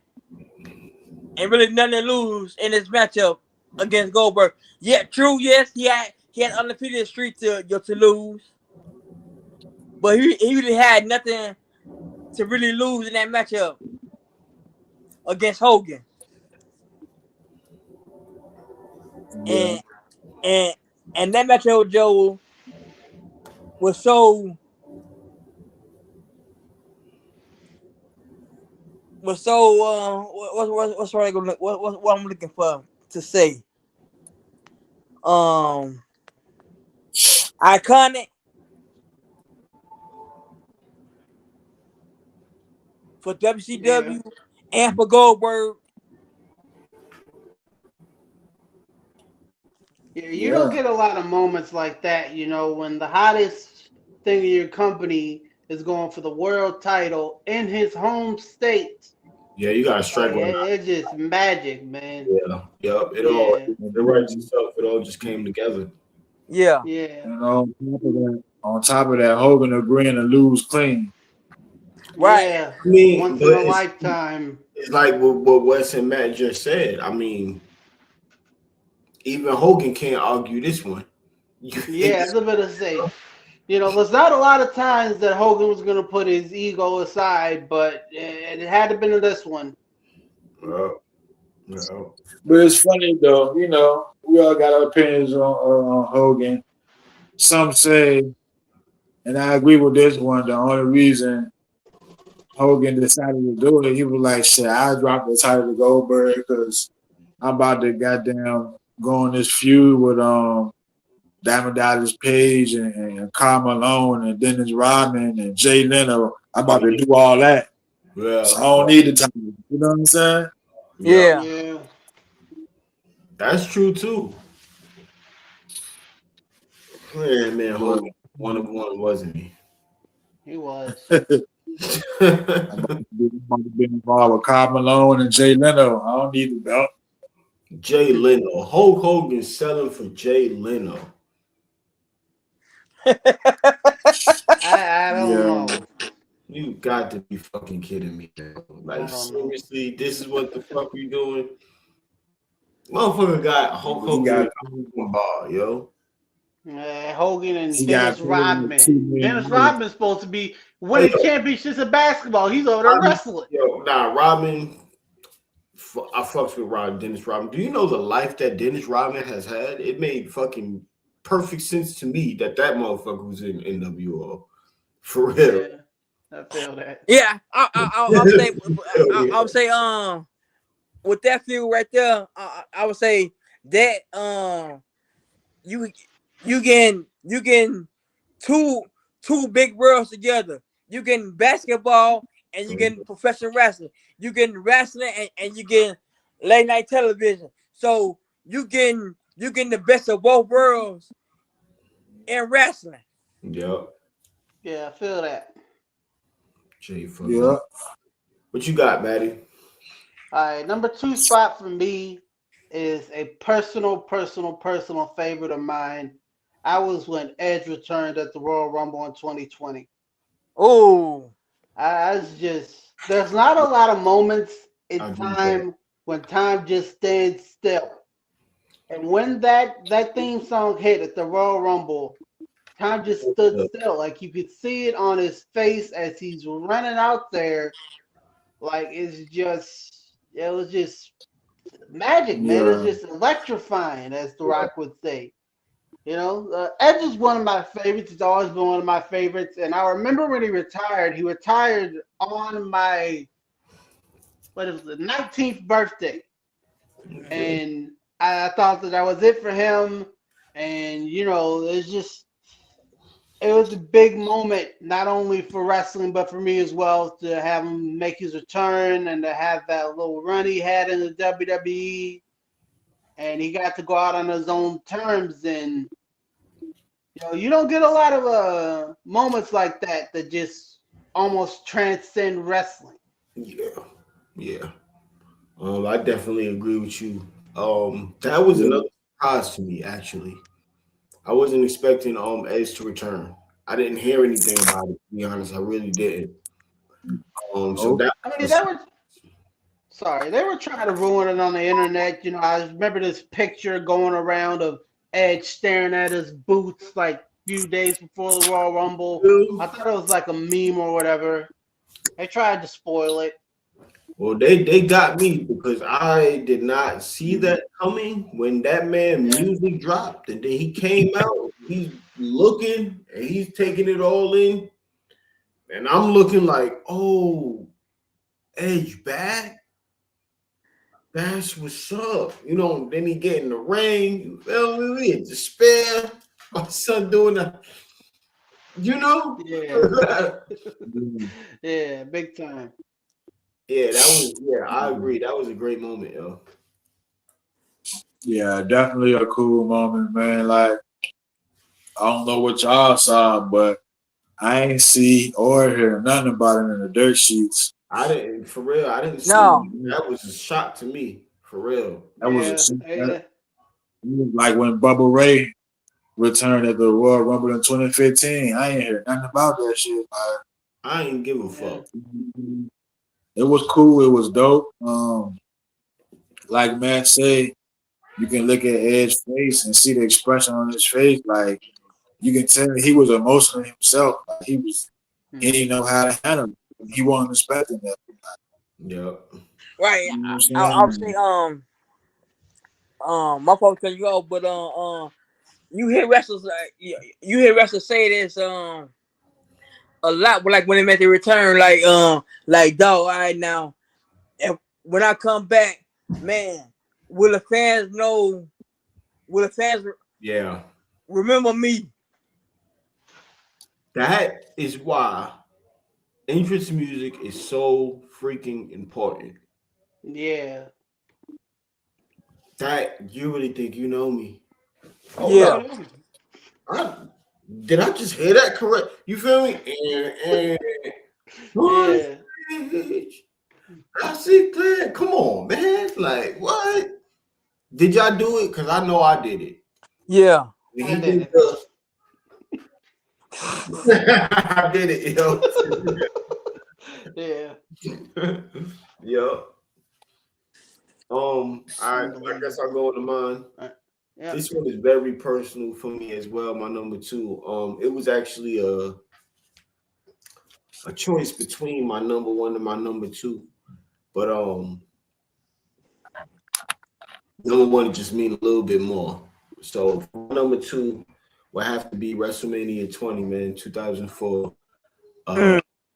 Eddie Guerrero coming out to congratulate Chris Benoit after winning the World Heavyweight Championship.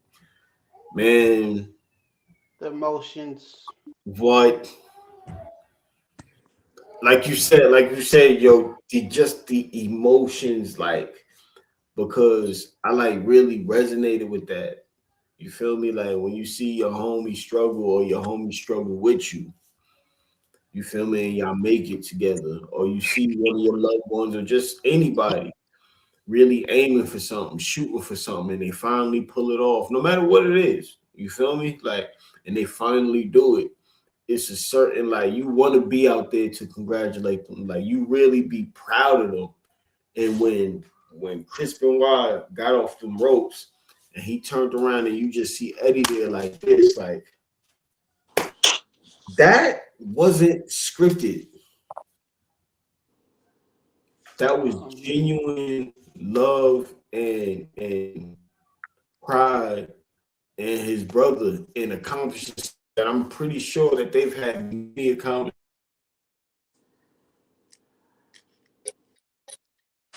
You don't get moments like that one every day. Like you get that maybe once, maybe twice in a lifetime. Two guys that weren't really supposed to make it to the top, both holding world titles in the WWE. You know, they've been through the struggles together. They seen each other struggle. They held each other while they cry. You know, they laugh. They two best friends that reach the top of the mountain. Just magic, man. That can never be done again. It really can. That it's like, and then Like, because Eddie had won the WWE championship, right? He beat Brock Lesnar, no mercy. And then he successfully defended against Angle earlier that day. And, you got these two dudes, man, both the champions of their respective brands. And they are not, it's not the Shawn Michaels, the Rocks, the Stone Colds, the Triple H. You feel me? It's not the John Cena's and stuff like that. Nah, it's the Eddie Guerreros and the Chris Benoit's. Like I sometimes feel like maybe in a way, because Brett like really made it possible for a lot of champions, a lot Yeah. of to become champions. Brett did, but I also feel like maybe Eddie and Benoit did that for their generation as well. Most definitely. Like, Yeah. guys that came after them. And it's just a good moment. It's just back out. I'm coming down. Take that off. Get that. Yeah. Sorry about that. Bro, man. That hit different. I was gonna keep that on my list too, but I'm like, I'll let Brody have it. Benoit my nigga, but he won the Royal Rumble that year. I'm like, why? So, it's gonna be Benoit versus Lesnar, Benoit versus Triple H. I don't know. And then a couple of weeks went on. Shawn Michaels got added to the match. I'm like, oh, here they go with bullshit. Benoit not gonna win. I just knew Benoit wasn't gonna win. But once Shawn Michaels got hit, I'm like, for what? Let it be 1-on-1. Triple H and Benoit.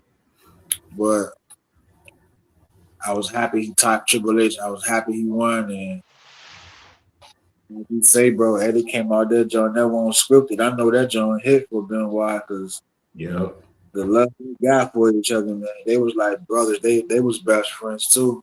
Yep. Came up in the business together through WCW, ECW, Japan, Mexico. All of that, all over the world.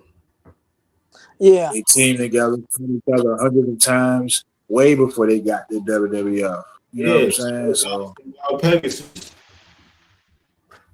and like when I said, ain't nobody ever picked those guys to be world champions, let alone world champions in the biggest company in the fucking world, the WWF, WWE.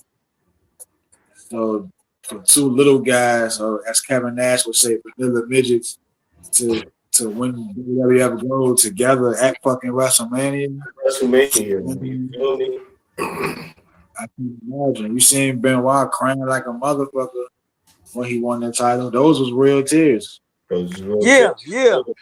And despite whatever went on, after that, in that moment, Chris Benoit deserved that.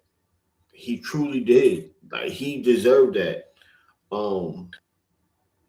He wasn't the flashiest, got straight to the point on the microphone. He didn't need the pyro and the colors and nothing like that. But in the ring, when it was time to get busy, very few men could out wrestle Chris Benoit. Nobody better. For real. Like, seriously. Like, we got that thing with Sheamus, banger after banger after banger after. Yeah, let's just say Chris Benoit was probably the first one. Banger after banger after banger after banger. You wanted a match? You wanted to watch a wrestling match? Yeah. You put a Chris Benoit match up on. You watched a Chris Benoit match through any promotion that he was in, any era that he was in. If you want a pure wrestling match, if that's your way of that's your part of entertainment that you get from that, then you watch a Chris Benoit match against anybody. Yeah. Against anybody. Yeah. So yeah, that's my piece on that.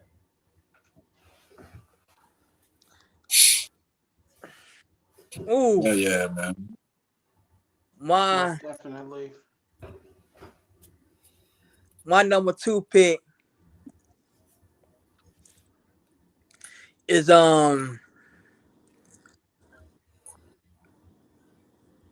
it happened on Superstars. And no, I'm sorry, not Superstar. It's happened. Yeah, it's happened on Superstars, and the Macho Man was doing an interview, and at the time he was a heel, and his manager at the time was Successful Sherry, better known as Scary Sherry, and he lost. He lost the matchup, I think, to Dusty Rhodes, and the camera, like I say, like going up that, I think in the alleyway, Elizabeth was in the aisle, and Sherry beat Macho Man up, and so you hear the fans hollering for Elizabeth. They screaming for Elizabeth, and Liz jumped in heels, in heels, jumped the rail, ran down the aisle in heels, and beat Sherry up. Now, Sherry was a professional wrestler,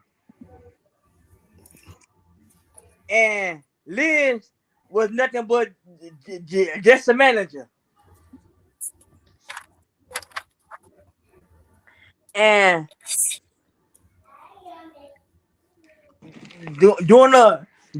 I'm saying, after Liz beat Sherry up, Macho Man, I'm sorry, the next week, Macho Man stood in the ring, dropped down to his knee, and you hear Roddy Piper gave the Vince McMahon, I'm saying, get that big old, you can do it, March, you can do it, March. And Macho Man dropped to his knee, and he proposed to Elizabeth. Elizabeth, Will you marry me? Yeah, yeah. That's that's a big moment that niggas talk about it, but niggas need to talk about it a little bit more, man. That's Yeah. not only one of the biggest moments in WWF history, that's one of the biggest moments in wrestling history, period, bro. Like, it don't hit like that. And it was the Ultimate Warrior yeah, Okay. that Savage had lost to, bro. Wrestling don't hit like that no more, man. When Sherry, like, man, you lost, you piece of trash, Savage. I'm gonna stomp on you. And Liz came back for the save, like it was a hot tag in the crowd. Like, Man, the biggest pop. you got what's his name on commentary. She couldn't take it anymore.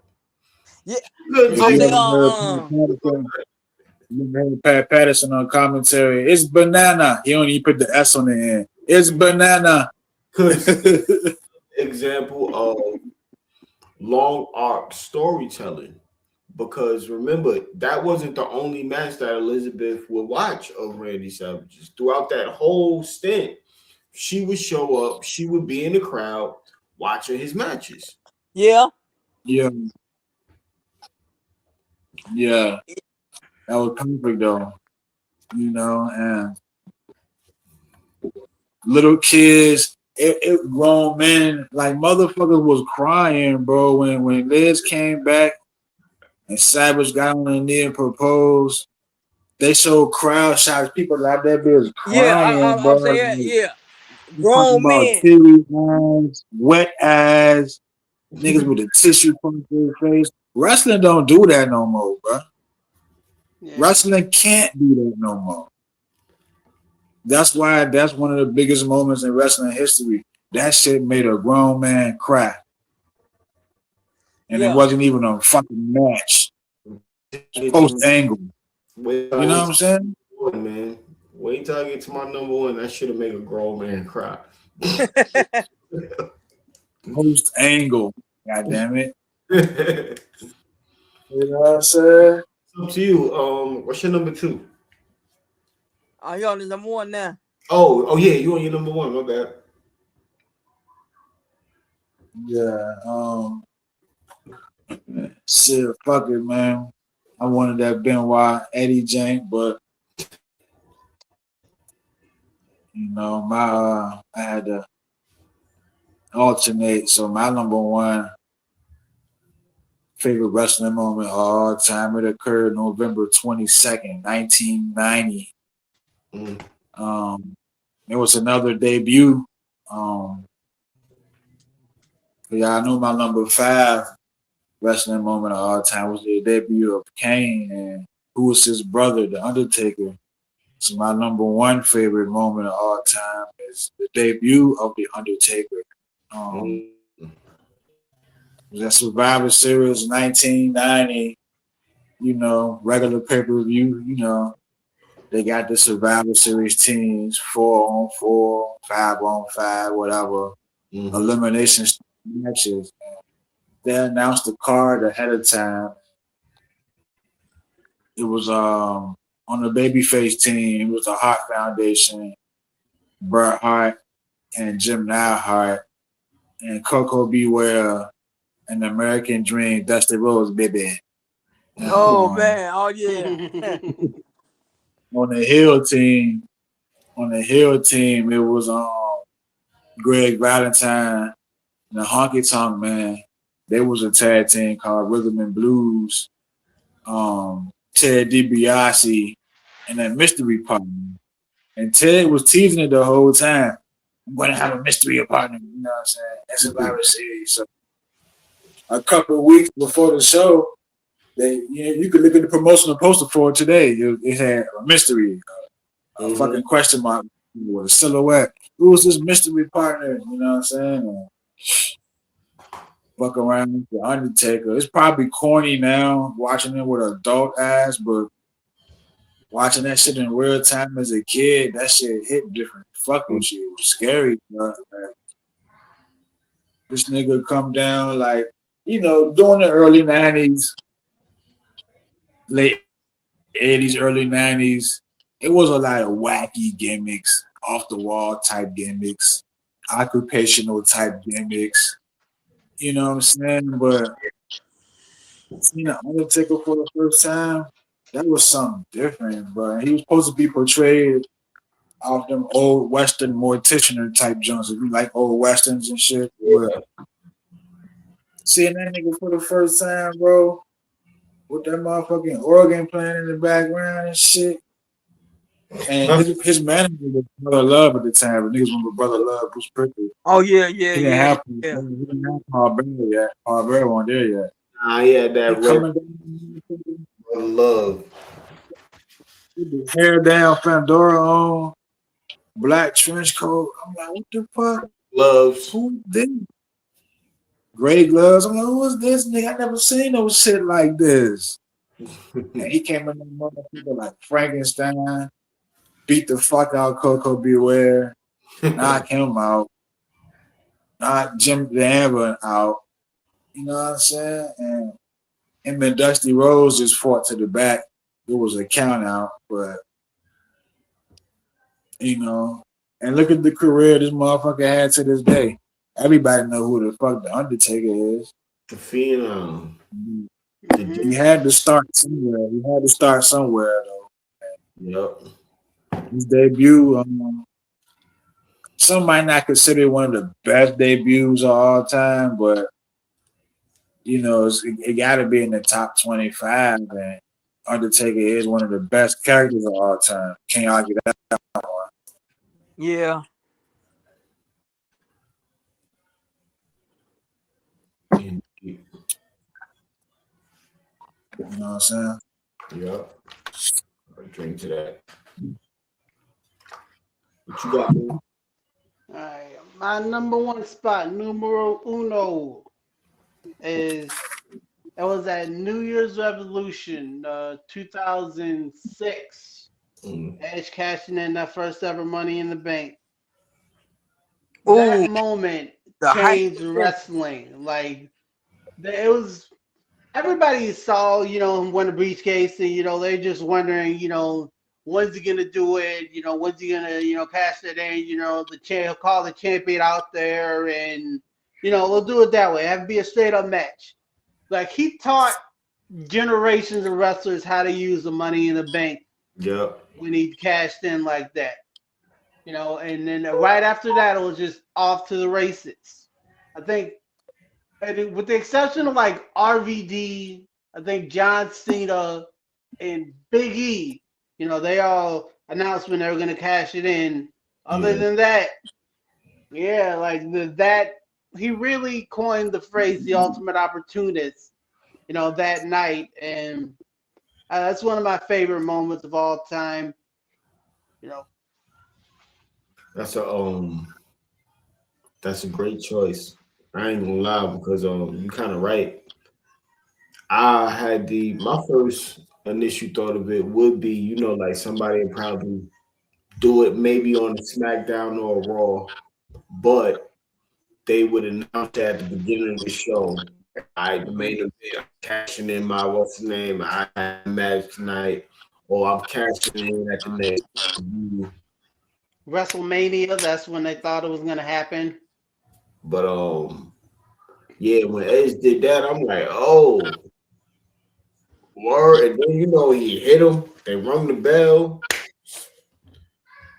1, 2. And I'm like, oh shit. He had to spear him twice. Yeah, I'm like, oh Yeah. shit. Like he just won the championship. Just like that. Yeah. Yeah. That motherfucking Money in the Bank, man. Yep. The moment of standing time. Yeah. Oh yeah, more That's definitely. that's when Money in the Bank was at WrestleMania. I miss it when it was like that. Yeah. Yeah. Yeah. I agree. Most stuff. Not everything needs like a pay-per-view. Money in the Bank, Hell in a Cell, the Elimination Chamber. Yeah. It kind of takes away the specialty, the special quality of those matches sometimes. Agreed. Yeah. And then you got two of them on the same night. Yeah. All right. My number one is without any doubt, man. The Eddie Guerrero I'm an Addict promo against Brock Lesnar. I was this close to picking 81 in the title. That's a great one. Yep. I was always an Eddie Guerrero fan, but that promo really did it for me. There was no way I was ever going to root against Eddie Guerrero ever again. I don't care whether he was a heel or face or whatever. Like after that promo, there was no way that I was ever going to root against Eddie. No time would I would not want Eddie to win because that was one of the rare times in professional wrestling where we really got a lot of real life blended in with the script. And he talked from his heart in that promo. And he took accountability. He, believe it or not, y'all, to this day, that promo is played in certain drug programs and alcohol programs. Like for real. It really is because it transcended professional wrestling. It transcended the WWE Championship. It transcended professional wrestling. In that moment, Eddie was able to connect with so many people that deal with addiction. Like to really, and then really hold himself accountable. You feel me? Like, yeah, yo, I was high. He said it, man. I lost my life. I lost my family. Lost my job. I disgraced my career. You feel me? Like he really owned up to it, took accountability for it, and he grinded. He grinded, and like he said, day by day, by the grace of God, he earned his way back into the ring.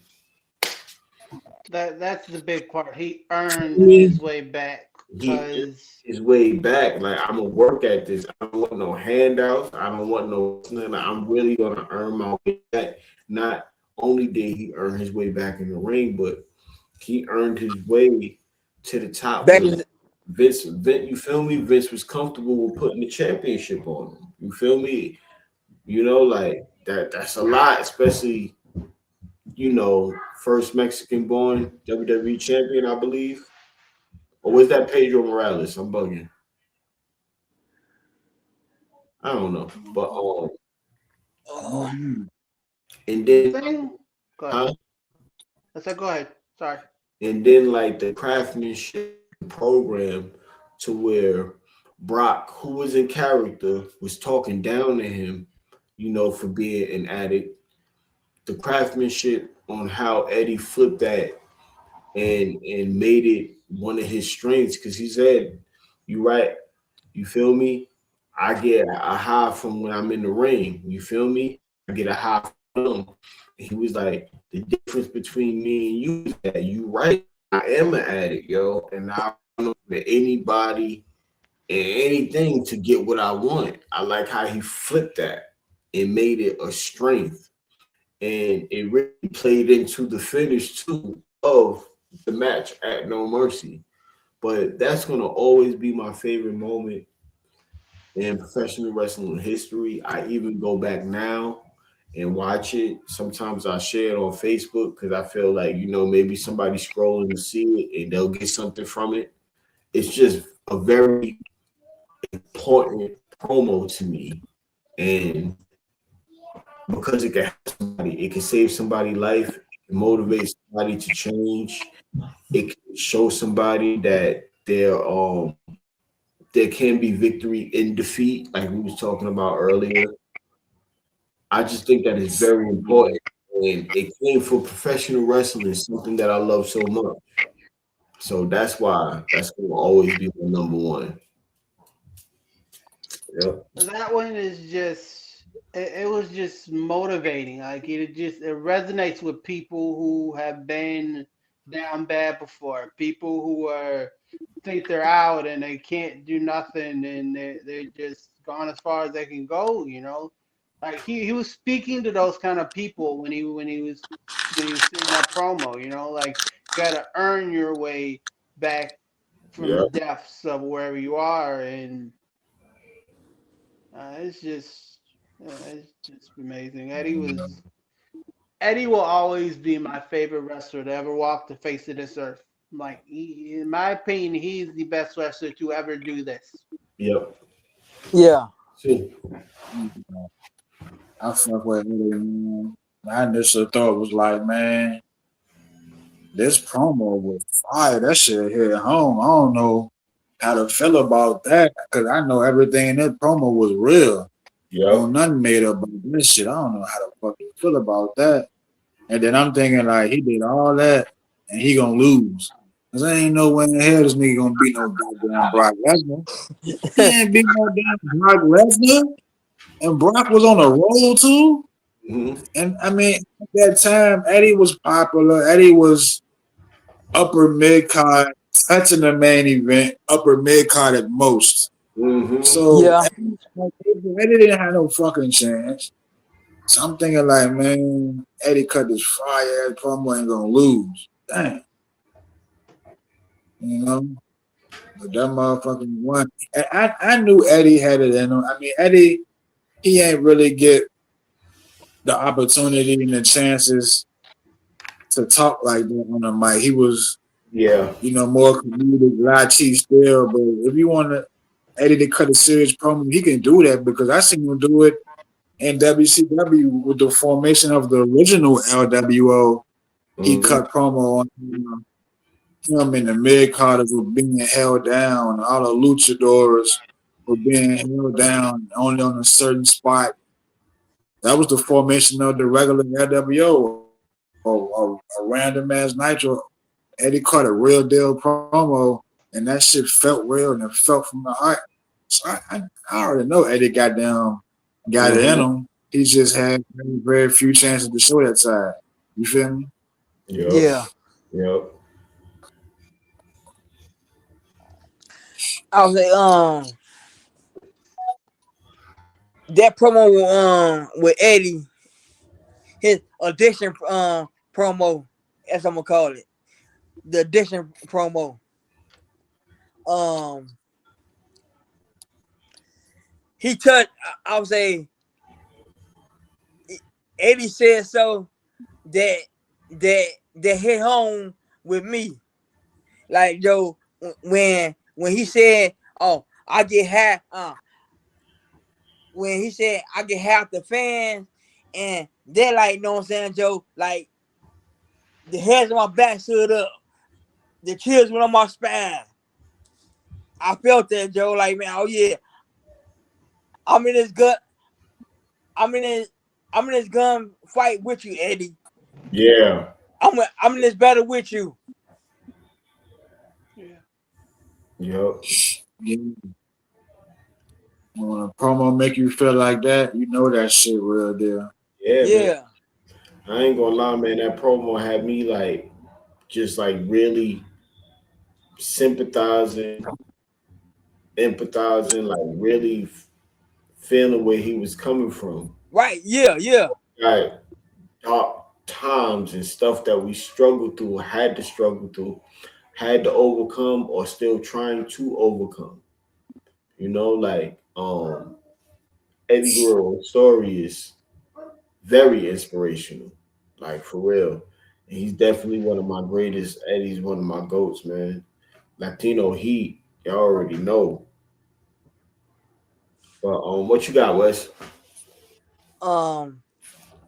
My number one goes back to 1994, August 27th, 1994. Oh, I know this date. No, you don't know this date too well, my man. I'll say this is when the franchise won the NWA World Title. Yeah, it said fuck that shit. And, I knew and, this date. and he beat Tuco Scorpio in the finals. And when he won the title, he sat in the middle of the ring and he threw the belt. He threw the belt down, like man, like, and he like saying, "Fuck NWA." It's like saying, "Hey, fuck Ric Flair, fuck Dusty Rhodes, fuck Ricky Steamboat, fuck all wrestlers. This a new era now, and we dubbing this ECW."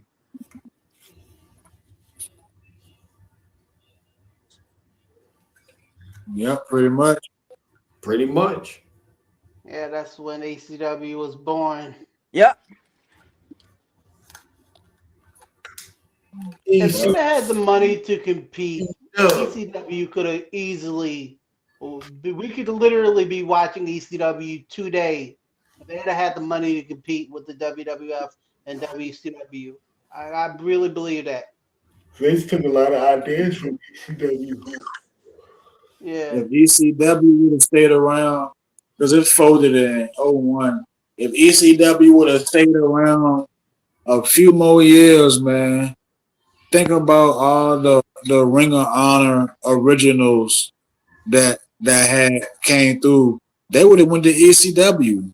Yeah, they would Like probably got Joe and Briscoe AJ brothers, and Yup. the Briscoe brothers, AJ Styles, CM Punk, Daniel Bryanson, Yup. Samoa you know what Joe. I'm saying? Seth Rollins. Samoa Joe. They might have got Who? Abyss. Yup. Yeah, Biss probably would have found his way through there. Anybody who was hot in the Indies in the late 90s, early 2000s, they would have found their way to ECW if ECW was still around. Mhm. Yeah.